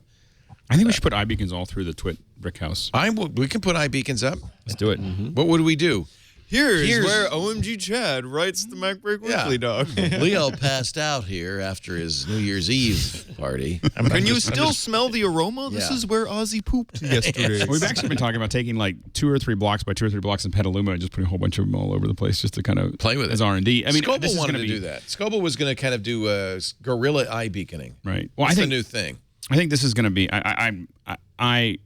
think what is possible with iBeacon is mind-boggling. Right. I mean, just like we talk about like what we want to do with our shipping cases. Because we are constantly, as you've seen, there's lots of Pelican cases downstairs that get moved in and out. I have seen them. Keeping track of what all the hardware is and everything else, and what I think is going to be possible is, for instance, our gear telling our case that it's going into the case. Like as you put it into the case, the gear, like I'm in the serial case numbers now. and everything else, Wouldn't all know that what be case cool? they're in. And as the cases leave, they're telling us this case with this gear is going in. And when you take it out on the other end, it tells you that it's been taken out of the case when it gets put back in the case. In fact, you could look at the gear and it'll tell you what case it should go back into. So these are all things that, when you have all these localized, these little chips, and we were playing with doing this with active RFID, but it was not really a format that really worked. And having something that's really standardized on this, I think, is exciting. I mean, I think that there's also, things around, of course, there's a lot of things where they can send you coupons, but there's also just like, how do I find my seat? Anyone who's been to some of these stadiums, I mean, like, should I go into this entry or somewhere else? And how do I get to my seat? All those things are stuff that GPS cannot help you with. Right. Or where's the nearest restroom? Like which way is the nearest restroom? So this is what Major League Baseball is saying, which I think is very interesting. They're not trying to make money, but trying to improve the fan experience. Right. Yeah. They say we're taking a longer range view. Time is more valuable than money, so Major League Baseball wants to make the fan experience as efficient as possible. So it's looking to eliminate time wasters like waiting in line at the will call window, getting to your seat. It shows you, it says looking for your seats, and it'll show you how to get there. Gives you offers. Every 10th visit unlocks a special offer. This is the New York Mets. This is a app called At the Ballpark, which is, I think, already out. I like that. They'll be able to guide the police exactly to the seat of the person with child support payments due. There's so many applications for this technology. There's a drunk here. You can download At the Ballpark, MLB.com At the Ballpark for iPhone right now, and be ready come opening day. PNC Park is one of them, it looks like. Is it? It's like the best, it's the coolest park. It's in Pittsburgh. It is like, to be able to fill it up all the time when you have a team that never wins, except for this year. That's saying something. That's it takes some work. But I mean, when you think about this also, like as a parent, imagine being able to get to a point where, you lose your kid at the park. And being, if they have their iPhone with them or they have a little iBeacon on them, being able to know exactly where they are. And I have lost my son at a baseball at PNC Park. Actually. Children should have iBeacons stitched into the nape of their neck. Exactly. But imagine it being able to get to a point where, 5 years down the road, you run an alert and it literally won't let the automatic doors open because they're nearby. Mm-hmm. Or they're right there in front of it. All of these things are. It's a pretty... Where can I buy iBeacons, and how cheap are they? They're down to, I think, a couple dollars each. So we've been doing some research on them. I'll get some for the Twit. There's also a lot of diabolical things you could do with them. I keep thinking about casinos, right? A casino, you have your customer loyalty card, you have your phone in your pocket, and it keeps track. Well, usually Alex comes in, he loses about $200, and then he goes home. Let's make sure he gets drinks first. Exactly. Or we'll wait till he's up, and then we'll send him a coupon for the jewelry shop at the edge. Oh, yeah. The casinos make a ton of money on the real estate. Well, and so just manipulating your... So these are $100. This is the thing that concerns me the most about that technology. That I think that we're going to maybe create a generation of people that are aware that perhaps I should switch off my phone and leave it off until I'm back into a trusted environment. Because the first time that a casino does something creepy, the first time that a baseball park or a mall does something creepy, like saying, "Hi, Andy, I remember that you were looking at this camera when you were in a Best Buy 40 miles away, and now that you're in this other mall, do you realize that price is 20% less?" I'm like, okay, I'm going to take out my pentalobe screwdriver, take apart my iPhone, and disconnect the battery manually because you've just I think that what's one of the things I think is going to be important for Apple is to give us granular control over what kind of notifications we're getting based on that iBeacon. Turn it off. Not notifications on who gets this information. Oh, that's interesting. Right, but I need to be able to cut off that master switch at the source. It's not that it gives everybody can get access to it, but they can control. But I can control what I hear about it. I'm saying that if I want to pass through this mall like a ghost, I should be able to do that. You can do that in settings. Reminds me of the day I was at Pac Bell Park waiting to get in while they scraped the web van logos off the back of the seats. Says somebody in our chat room. But one of the things... This is a company, Estimote, that makes iBeacons. These are more visible. They're larger, and they are $33 each. So a pack of 3 is $99. So here's an example of a retail implementation. As John approaches the entrance, the violet beacon positioned in the window sends a personalized message to his phone, engaging him. Hello, John. Get in here. We've got a special offer for you today. John is headed towards his favorite retail store. He has the store's mobile app on his smartphone. That's kind of the key, Stop right? Humanoid. Stop Because all you want is a digital version of that guy outside Vegas trying to offer you tickets every time you walk by. Flick, flick. Jeans are on sale today. John sees some great jeans and wants to learn more about them. Thanks to another beacon located near the product, he can immediately receive more information and a special offer. He then walks over to the shirts. As he approaches the T-shirt section of the store, the yellow beacon sends a new message to John's phone with a recommendation for a new purchase. In a very John wonders why his battery is now down to 20%. He fully charged it in the car. John decides to buy both the items and uses the store's mobile app to finalize the purchase. And then as he walks out the door, the light blue beacon triggers a thank you message with shipping information. The items you purchased will be shipped today and delivered to your home address, which I already know because I know everything. See you Thursday at 4 p.m. based on previous behavior. I wonder if this company gets it, though, because they've just created the most sterile consumer experience possible, where I don't interact with anybody. I don't need to ask for anybody's opinion. And even if you aren't like in the level of, the reason why I leave the house and don't buy things on Amazon is because sometimes I want that sort of interactive consumer experience. Even if that doesn't matter to you, I'm thinking that, okay, so not a single clerk had to come and help me. If your store is doing a lot of business with this, that means you're probably hiring fewer people. So why is this yellow shirt cost exactly the same as it does at the store next to me, where they have a full staff? People who will ask me, am I being helped, and can they help me find something? I think it all depends, because, I mean, people like me, I don't want to talk to anybody when I walk into the store. I want to look at something. I really don't want you to, but I want to. That's what I'm saying, that I don't, if the shirt in the fully staffed store costs $30, it should cost $25 in the store that has maybe 2 people on staff whose job is only there to troubleshoot the iBeacon system. I would actually pay more if people just left me alone. You know, like I just, there's this incessant coming up to me all the time and asking how I'm doing. I just want to go and get my stuff. I don't care how much, there's definitely a balance to that. But again, I was just buying at Home Depot this morning, and it actually pleased me that I wasn't being accosted. There were people who were like unpacking boxes and doing their job, but they saw that I seemed to be walking around looking for something. And the first thing I said, can I help you find something? And the thing is, I want them to say, can I help you find something? The issue is that I want my iPhone to do that. I don't need them to do that. Like, I want to be able to walk in and it goes, I don't necessarily need a coupon, but what I want to do is walk in and say, what are you looking for? And then I go, shirts, and it says go right, go forward, whatever. Especially like in Macy's. So long as you have control of the experience.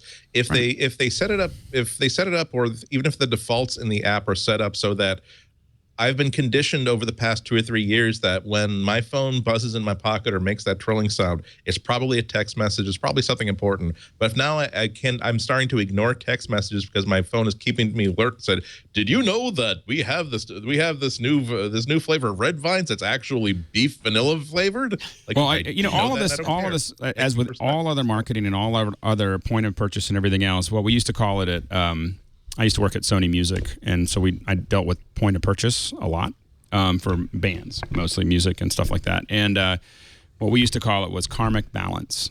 Karmic Balance? Yeah, so Karmic Balance. That'd be a good name for a band. Yeah, but Karmic Balance was, are you providing something that's great versus what you're asking them to do? And as long as your Karmic Balance was positive, people would be fine with it. If it became negative, then you were going to actually, reduce. So a lot of people don't understand that. They understand what they need out of this. Mm-hmm. Like, I want to get people to buy more or whatever, but they don't understand that if they're not producing a use, if they're not making the experience better, then you're actually going to dull people's connection. I think that there's a lot of opportunity here, and I think that if the Karmic Balance is good with iBeacon, there's an incredible number of things that can be done. But and I think Andy is very aware of, if the Karmic Balance is negative, I think all of the things that Andy's talking about. And you think Apple is going to police the Karmic Balance? I think that they will. Okay. I think much more. I think that I think if we start seeing it, because I think iBeacon is a huge opportunity for Apple, and Apple will definitely bust in knuckles if they feel like people are getting overwhelmed by the information. Absolutely. Apple is the one company that I would trust to actually have that master kill switch right in the settings saying, iBeacons, ignore. Yeah. That solves the entire problem. Again, I love these features where if you don't want any part of it, you flip a switch, or by default, it simply doesn't bother you until you see a sign that says, oh, by the way, we use iBeacons. If you download this app, it will make your shopping experience better. If I then have to actively make that choice and make that vote, then that's a totally different story. I think this is going to be huge for like big department stores, Safeway. I want to go, where is the coffee? And then it just tells me which aisle it's on, because that's what I keep on asking people for. And I don't want to ask them. I just want to look at my iPhone and have it tell me where the gin is, so I can make my gin and tonic for 92 calories. I just don't want people to lose jobs over this, and that's oh, they definitely will. I mean, again, I don't want that to happen. I think that's too expensive. If now the workforce has been decimated and the people who are still there now have to do about 8 different jobs instead of specializing on 1 or 2. Yeah, I feel as though the trend is to streamline operations so much that your staff are basically treated like meat bots. I think that the issue is it's not that your staff's being treated like meat bots. I think that the issue is that if you are in a job that you think is mindless, don't worry, you won't be in it for much longer. I think that you have to be as an American. I think you have to be very focused on how to move up the food chain and stay ahead of a computer, because you should not, if you think you're going to be working at the Gap and just managing people's orders. Or McDonald's. I mean, McDonald's has had almost self-run McDonald's for 20 years. They've been experimenting with that, and all we need is the minimum wage to go up a little bit further, and iBeacons to work a little bit better, and they'll reduce their staff by half. So and that math is something that all of these guys are everybody's working on, and it happens everywhere. I mean, just having these computers. I mean, I'm working on this big.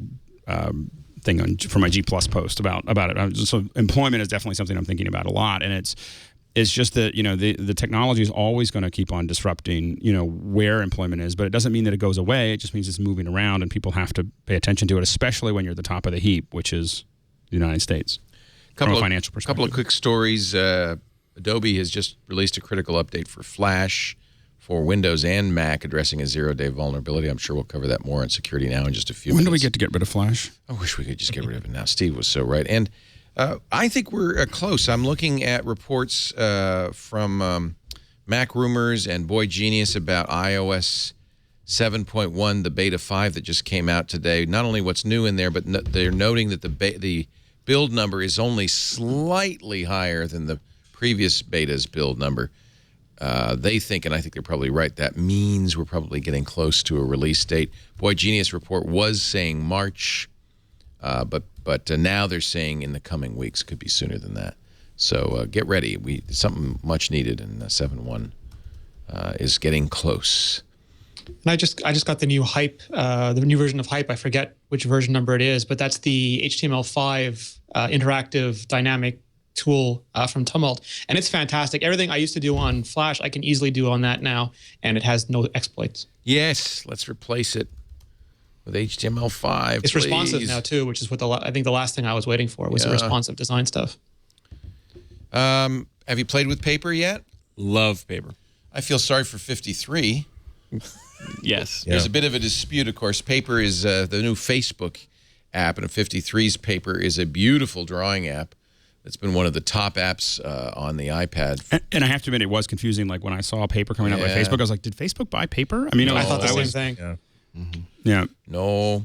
So and I will admit that they filed for trademark the same day that Facebook put it out. I was kind of like, you might have thought about that earlier. I might have done that a couple years ago. That's What was funny though was a different reaction when Facebook using Paper got an entirely different reaction than King trying to stop other apps from using Candy. Which I thought was interesting. Yeah, isn't that? Yeah. People love Paper by 53. Yeah. They're not so fond of Facebook. Anyway. Also, again, remember that Mr. Jobs got away with that too when they said, of course we're going to call this the iPhone. Oh, someone else has that? Yeah, we're just going to still call it iPhone. I'm sure that... I mean, Facebook, here's the deal. Facebook's a really big company. We will hold a pen over a checkbook in one hand and a knife with the other, and we'll see which pen Cisco wants to deal with. Yeah, I mean, I think that the advantage, unlike iPhone, I think that the advantage is 53 is not that big of a company compared to Facebook, and this can all be solved, I think, probably with a big check. Money. Facebook is serious. So I can't talk about most of our clients, but Facebook has graciously given us permission to talk about them. This year we trained 750 of their engineers on mobile programming, both iOS and Android. Well, they paid attention. They are serious about mobile, and they're a dream to work with. They pay their bills instantly, and this is the sort of thing that you see. They brought on Mike Matas. Yeah, Mike Matas is the guy. Lauren Brichter. Brichter. Did he come over? Yeah. He's been working with Facebook on this. Not with us. He already knows about it. Yeah, he knows. Development. So this is it. This is, of course, it's an iPhone app, but it runs actually quite beautifully on the iPad. Incredible interface. I think in many ways, first of all, it's a very, very future-looking interface. It's just beautiful. What you get, the screen is divided into halves. The top half is the table of contents. You can have Facebook, of course, and that'll be your kind of traditional Facebook feed. In the bottom half, you can scroll through that. But you can also have headlines because you have content sources. It's a frontal assault on Flipboard. Oh, this is better than Flipboard. It's gorgeous. So let's say I'm following sports on this. Did you see how that quickly rolled through all the stories? I can scroll through a story. When I see a story I want, I can tap it. If I want to read more, I can scroll up in it. And so this is a really elegant way. Of course, I can like it because it's still Facebook, comment on it, and I can share it. That hasn't gone away. But what's interesting is this is more than Flipboard because it's also obviously intended to be the way you read Facebook Plus, because it starts off with your Facebook news feed, and if you scroll down, you now get access to the stuff you would get in a Facebook app, including, by the way, whoops, it's not customized yet, including, by the way, your code generator, which is hidden. I keep pressing the wrong button. Hidden in settings. So if you are using Facebook for second factor authentication, the Facebook app, this, as far as I can tell, really has all the functionality. You can turn off push notifications. Here's what one of the things I think that Facebook is doing really right here is that they've created basically post from it, by the way, and they encourage you to post a beautiful image and so forth because it's very visual. Sorry, go ahead. And they've created basically I think they've created replacement for their Facebook app. That's clearly what this is. But what they didn't do, and this is what Apple made the mistake with Final Cut 10 and a lot of other things. What they didn't do is they didn't make this the update for the Facebook app. What they did is they created a whole other thing that everyone is going to start using, and then people are going to decide they don't want to use their Facebook app anymore, and that's fine with them. But they didn't force everybody into an update. They just some people really like their Facebook app, and they're letting people see that this is a lot better and choose that. And what you're not seeing is the big upset that you would see if they try to just change the interface of the Facebook app. Right. I think we're going to see Facebook apps for different users. So especially people who live on high latency, low bandwidth networks. So that's third not world. This is not we're going to see. Yeah. We're going to see versions that use less bandwidth. Yeah. And then this. One of the things I love is when you have an image, if you rotate it, it will show you. Not on all images, and it will do that with some of your images too. It's hard to know when it's going to do that. That's the only thing.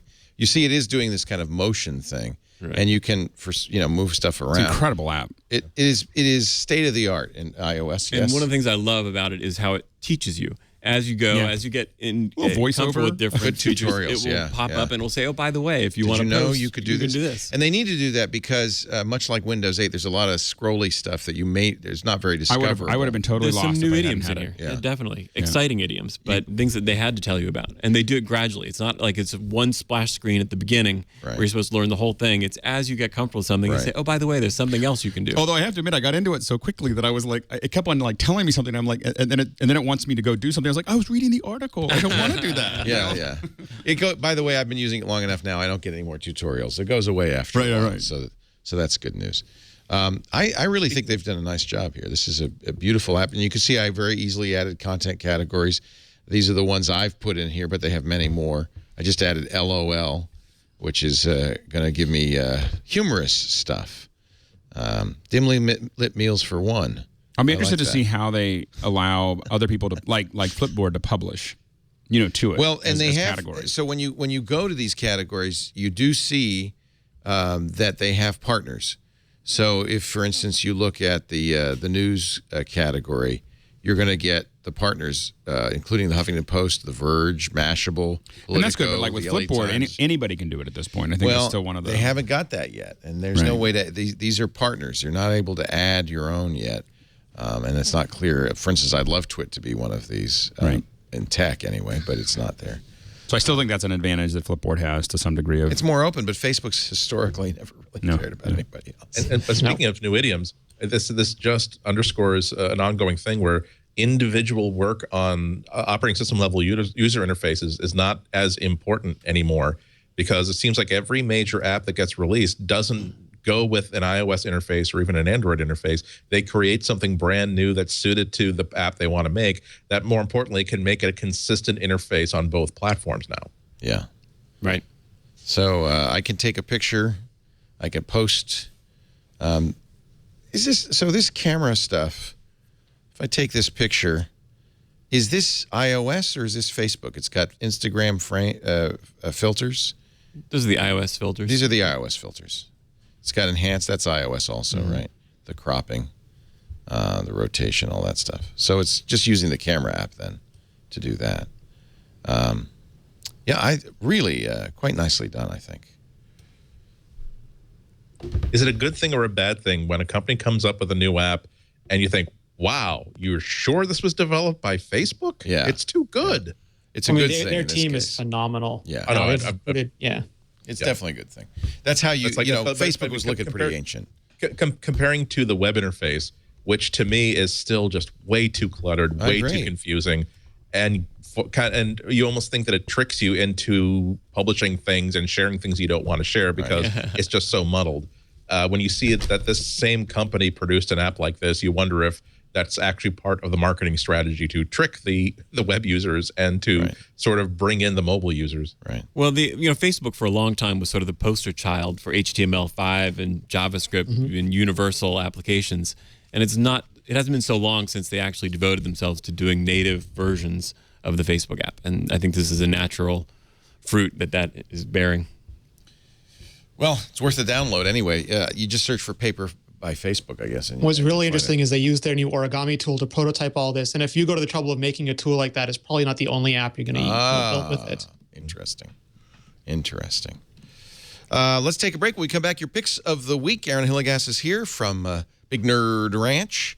Alex Lindsay from the Pixel Corps. Renee Ritchie, imore.com from the Chicago Sun-Times. Andy Anako. Our show today brought to you by 99designs.com. Design is everything, boy. When you look at an app like that Facebook app compared to the old Facebook app, you can see design is what makes it usable, what makes it great. And just because you're a programmer or a chef or you have a business doesn't mean you're good at design. Stop doing your own design, folks. Unless you're a designer, leave it to the pros. That's where 99 Designs can really help. There are more than 250,000 graphic designers waiting for you to post a contest. That's what they call it on 99 Designs. You say what you want to do. Do you want to do a T-shirt or stationery? Do you want to design a new website or a mobile app? You want a new logo? You post the contest on 99designs.com. Costs you nothing to do that. The designers submit ideas. You can work with the designers to refine them, pick the one you want, and then pay the price. You're as low as $199. It is fantastic. And when you visit 99designs.com/MBW, you'll get a $99 Power Pack of services absolutely free. A Power Pack gives you more designer time and attention.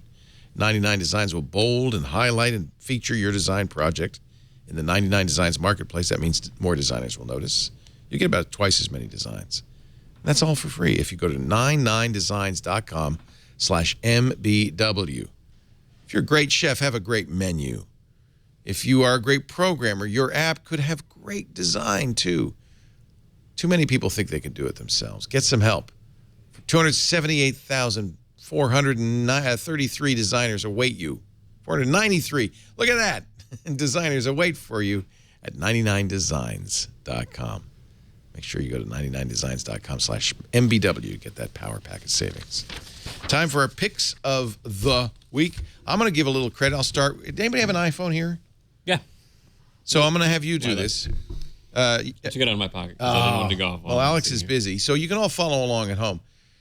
There's been complaints about the fingerprint recognition on the iPhone, and particularly a fingerprint fade, where after a period of time you lose it. Now, Steve Gibson, our security guy, found a very interesting thing, and I think you should all try this at home. Turns out you can overtrain the fingerprint reader. As it stands right now, when you train it for a finger, you tap it, 5 times, and it will slowly add to the pattern, and then finally says, okay, I got enough. Steve says, you could go on hundreds of times, and the more readings you give it, the more accurate the fingerprint reading is going to be, but Apple quite reasonably decided, well, we're going to limit this to, say, 5 or 8 nodes, and that'll be enough. Well, it turns out you can overtrain it on your iPhone right now. If you go to the interface where it says, I want to train it for touch, what do they call it, the One Touch or whatever? Touch ID. Touch ID. You do this, Renee, and see if it works for you. You go into the settings for Touch ID, where it lists all your Touch IDs. Now, if you tap one and start tapping start doing readings, it will add nodes. I can't show anybody because nobody's got an iPhone right here. I'm doing it. And it will add nodes, and it will do it as long as you want. Steve says he's done it, like literally bunches and bunches of times, and this has solved it. Now, Steve discovered this, but I guess others have now picked up on it. Overtraining Touch ID. I'm glad others have heard about it. Did they give Steve? Yep, they did. Thank you, Allison. That's us. Oh, that's you. Well, there Allison you go. And iMore.com. Yay. Thank you. Figures you'd give us credit. So that is my tip. If you want Touch ID to be much, much more accurate. By the way, you could still have, 5 different fingers with Touch ID. I have an incoming phone call. Unfortunately, all my devices ring. It'll stop in a moment. I don't know what that is. Somebody somewhere else. If you still can have all your 5 fingerprints if you want, and just overtrain each one. There's plenty of space. So very interesting tip. I don't know why no one figured that out. But if you want to know more, Allison's done a great job of summarizing at imore.com.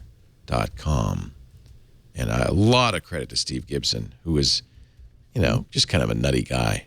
The man. He figured it out.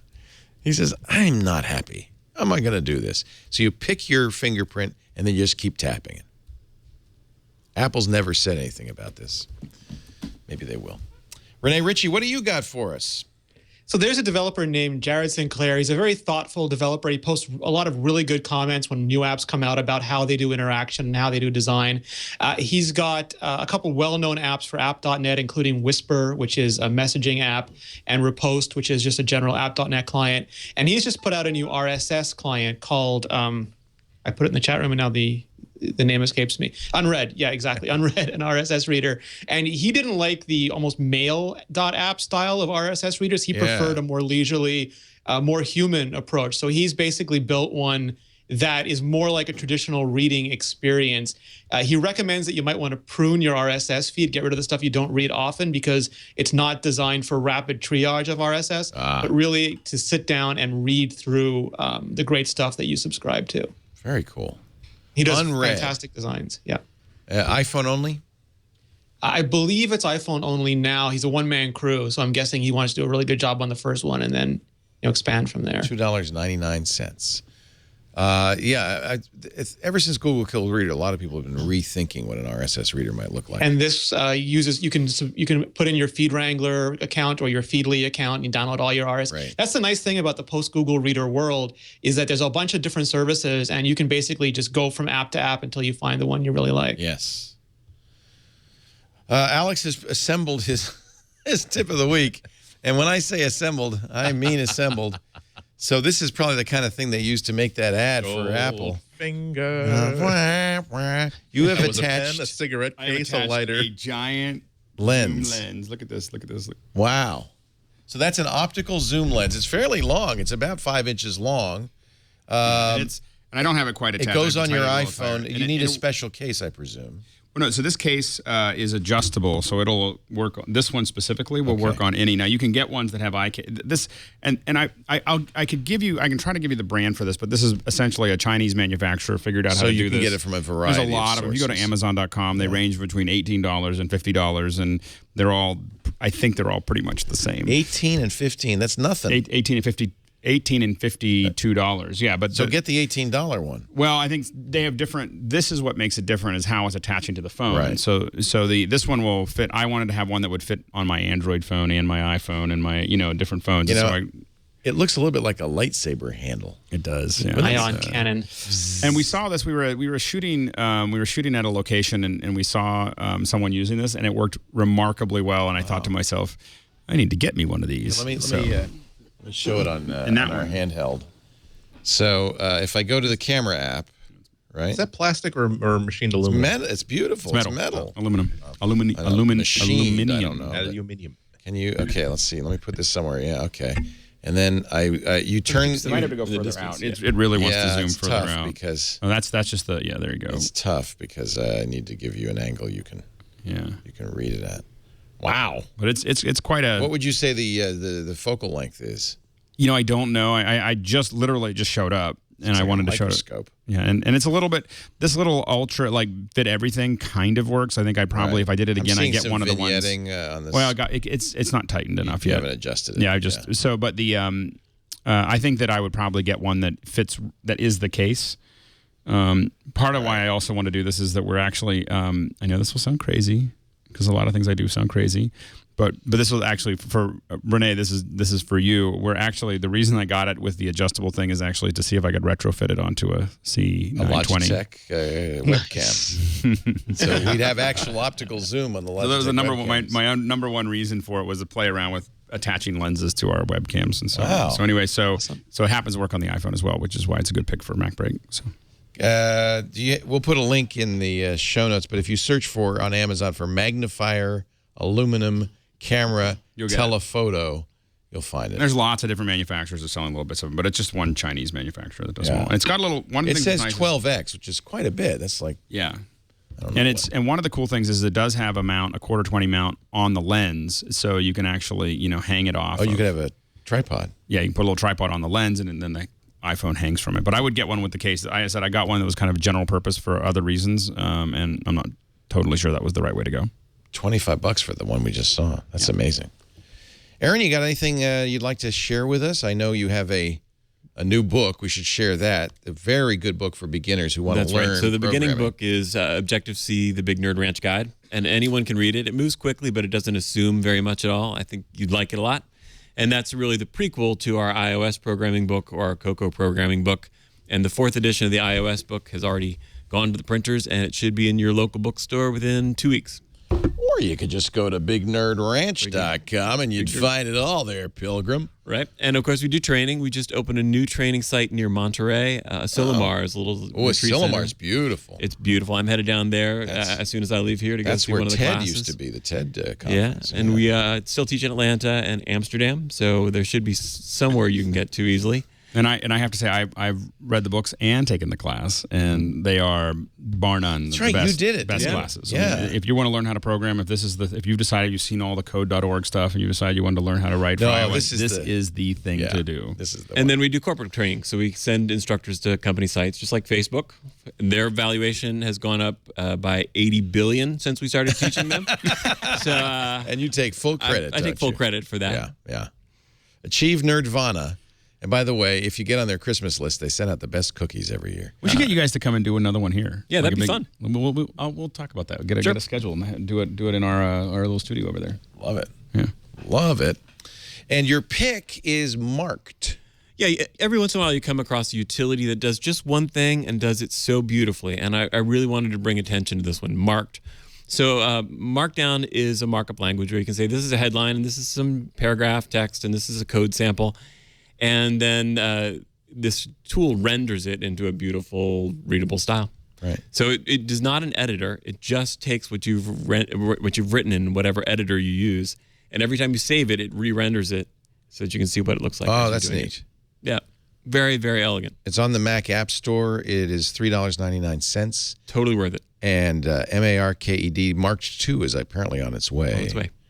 It's by Brett Terpstra, who's awesome. Oh, of course I know Brett. What was his other... He does so many things. NV Alt. I mean, there's just so many projects. Yeah. Neat. Andy Anako, your pick of the week. Mine is sort of a variation on a pick that Alex made about a year ago or something, Autodesk's 123D Catch. Oh, yeah. This is that awesome iPhone app where you take a series of photos of an object from all angles, and then it will upload it to a server that will then send back a 3D model of the thing, which is lovely and wonderful. The difficulty of the app is that you need to have the actual, you need to have the app, you need to be taking pictures with your phone. However, in this in the time since that recommendation, or at least since I looked at that recommendation, it is now, in addition, a fully online tool. So if you go to 123dapp.com, you can simply take pictures with whatever camera you have or whatever you want to use, and then when you get back home, upload it to 123dapp, and it will build a model. And so over the weekend, I went to visited the Concord Museum that has this wonderful exhibit of Daniel Chester French sculptures and bronzes. He's probably most famous for this piece right here, which is the figure from Lincoln Memorial.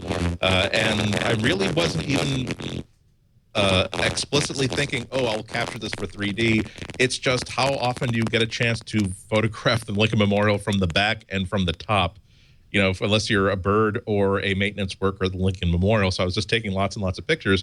And then when I got back, I found that I'd been so obsessive about it that, gee, I wonder if 123dapp could do anything cool with it, and wasn't really expecting very much. But here is... So you weren't even planning to do a 3D render? Not even really. So here is the 3D model.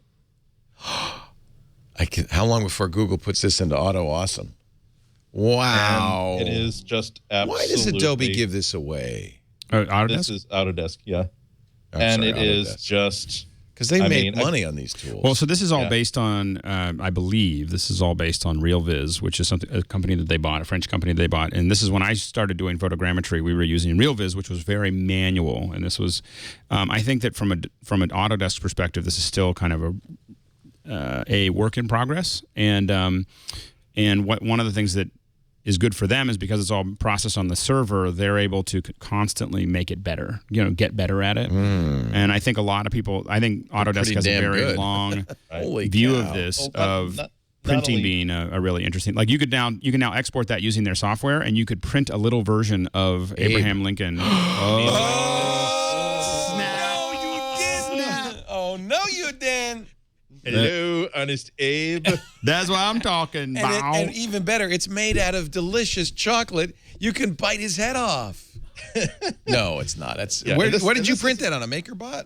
Actually, on a PrinterBot Simple. So this is like a $500 3D printer. And it wasn't even like me. I'm not really very good at 3D printing, so I was just using default settings. So I could now try this again with like a slice the model again at thinner slices and have another go of it.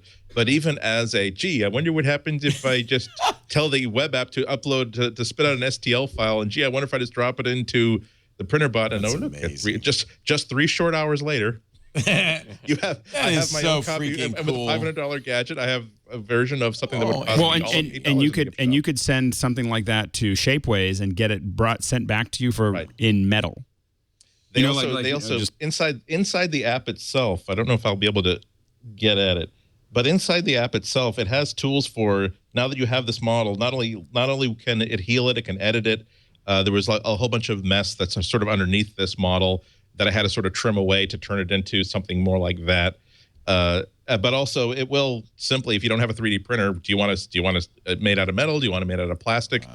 There's even, and I'm guessing for simpler shapes than this, again, I don't think I'll be able to rear view mirror this, but there's even a tool that will actually slice it into like slices of cardboard and give you a PDF of, if you want to make this out of cardboard, here are the templates for it, and they're all numbered, so you just simply stack them in order, and even just like the visual representation of what the Abe looks like as a stack of like corrugated cardboard, that in itself is cool enough that I would like to like print it at nice size and hang it someplace in my study.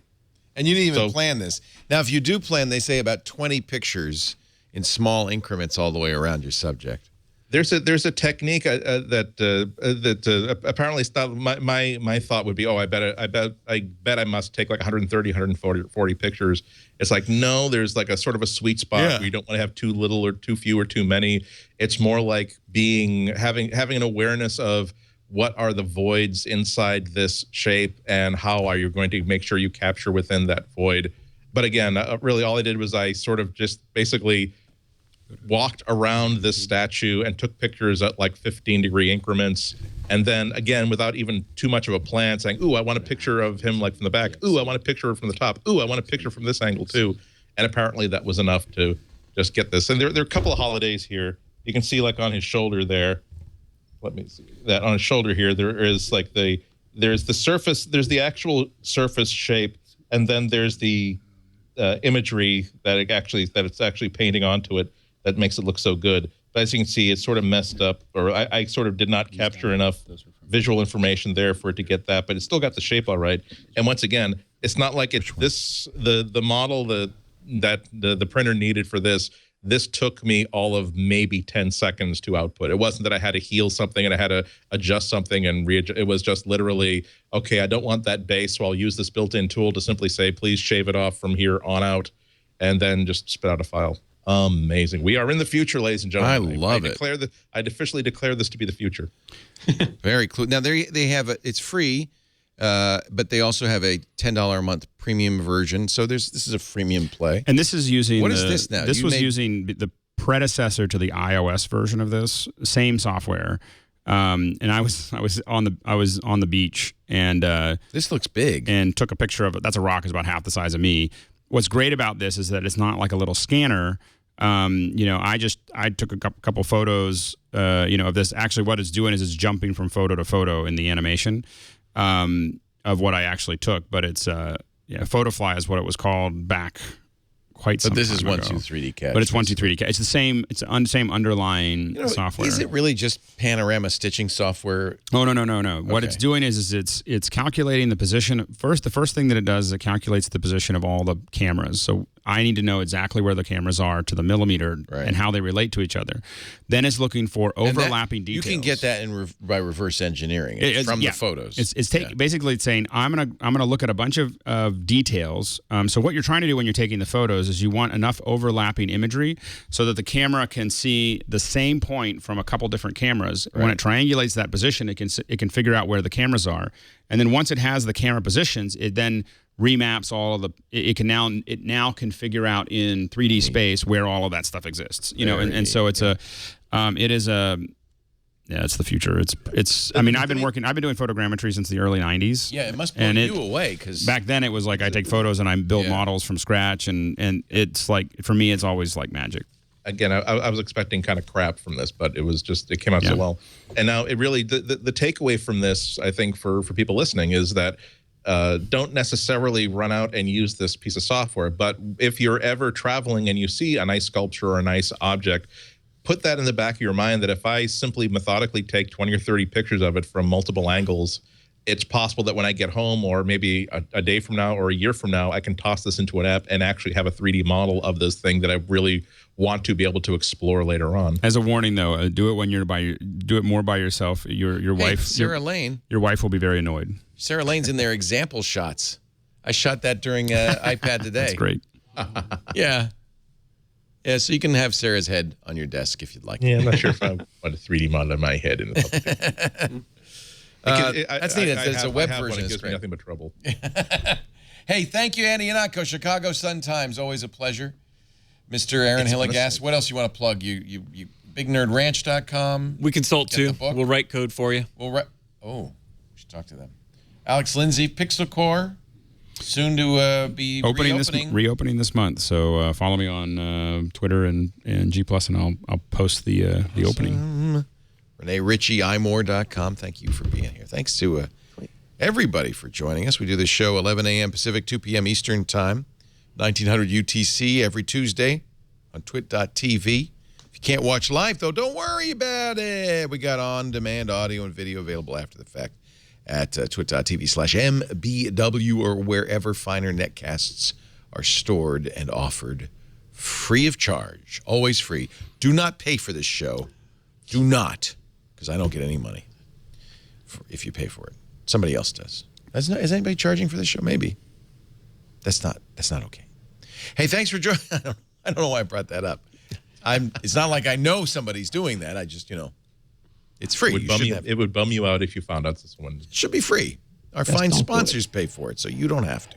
Okay. Thanks for joining us. We'll see you next time now. Get back to work, because break time is over.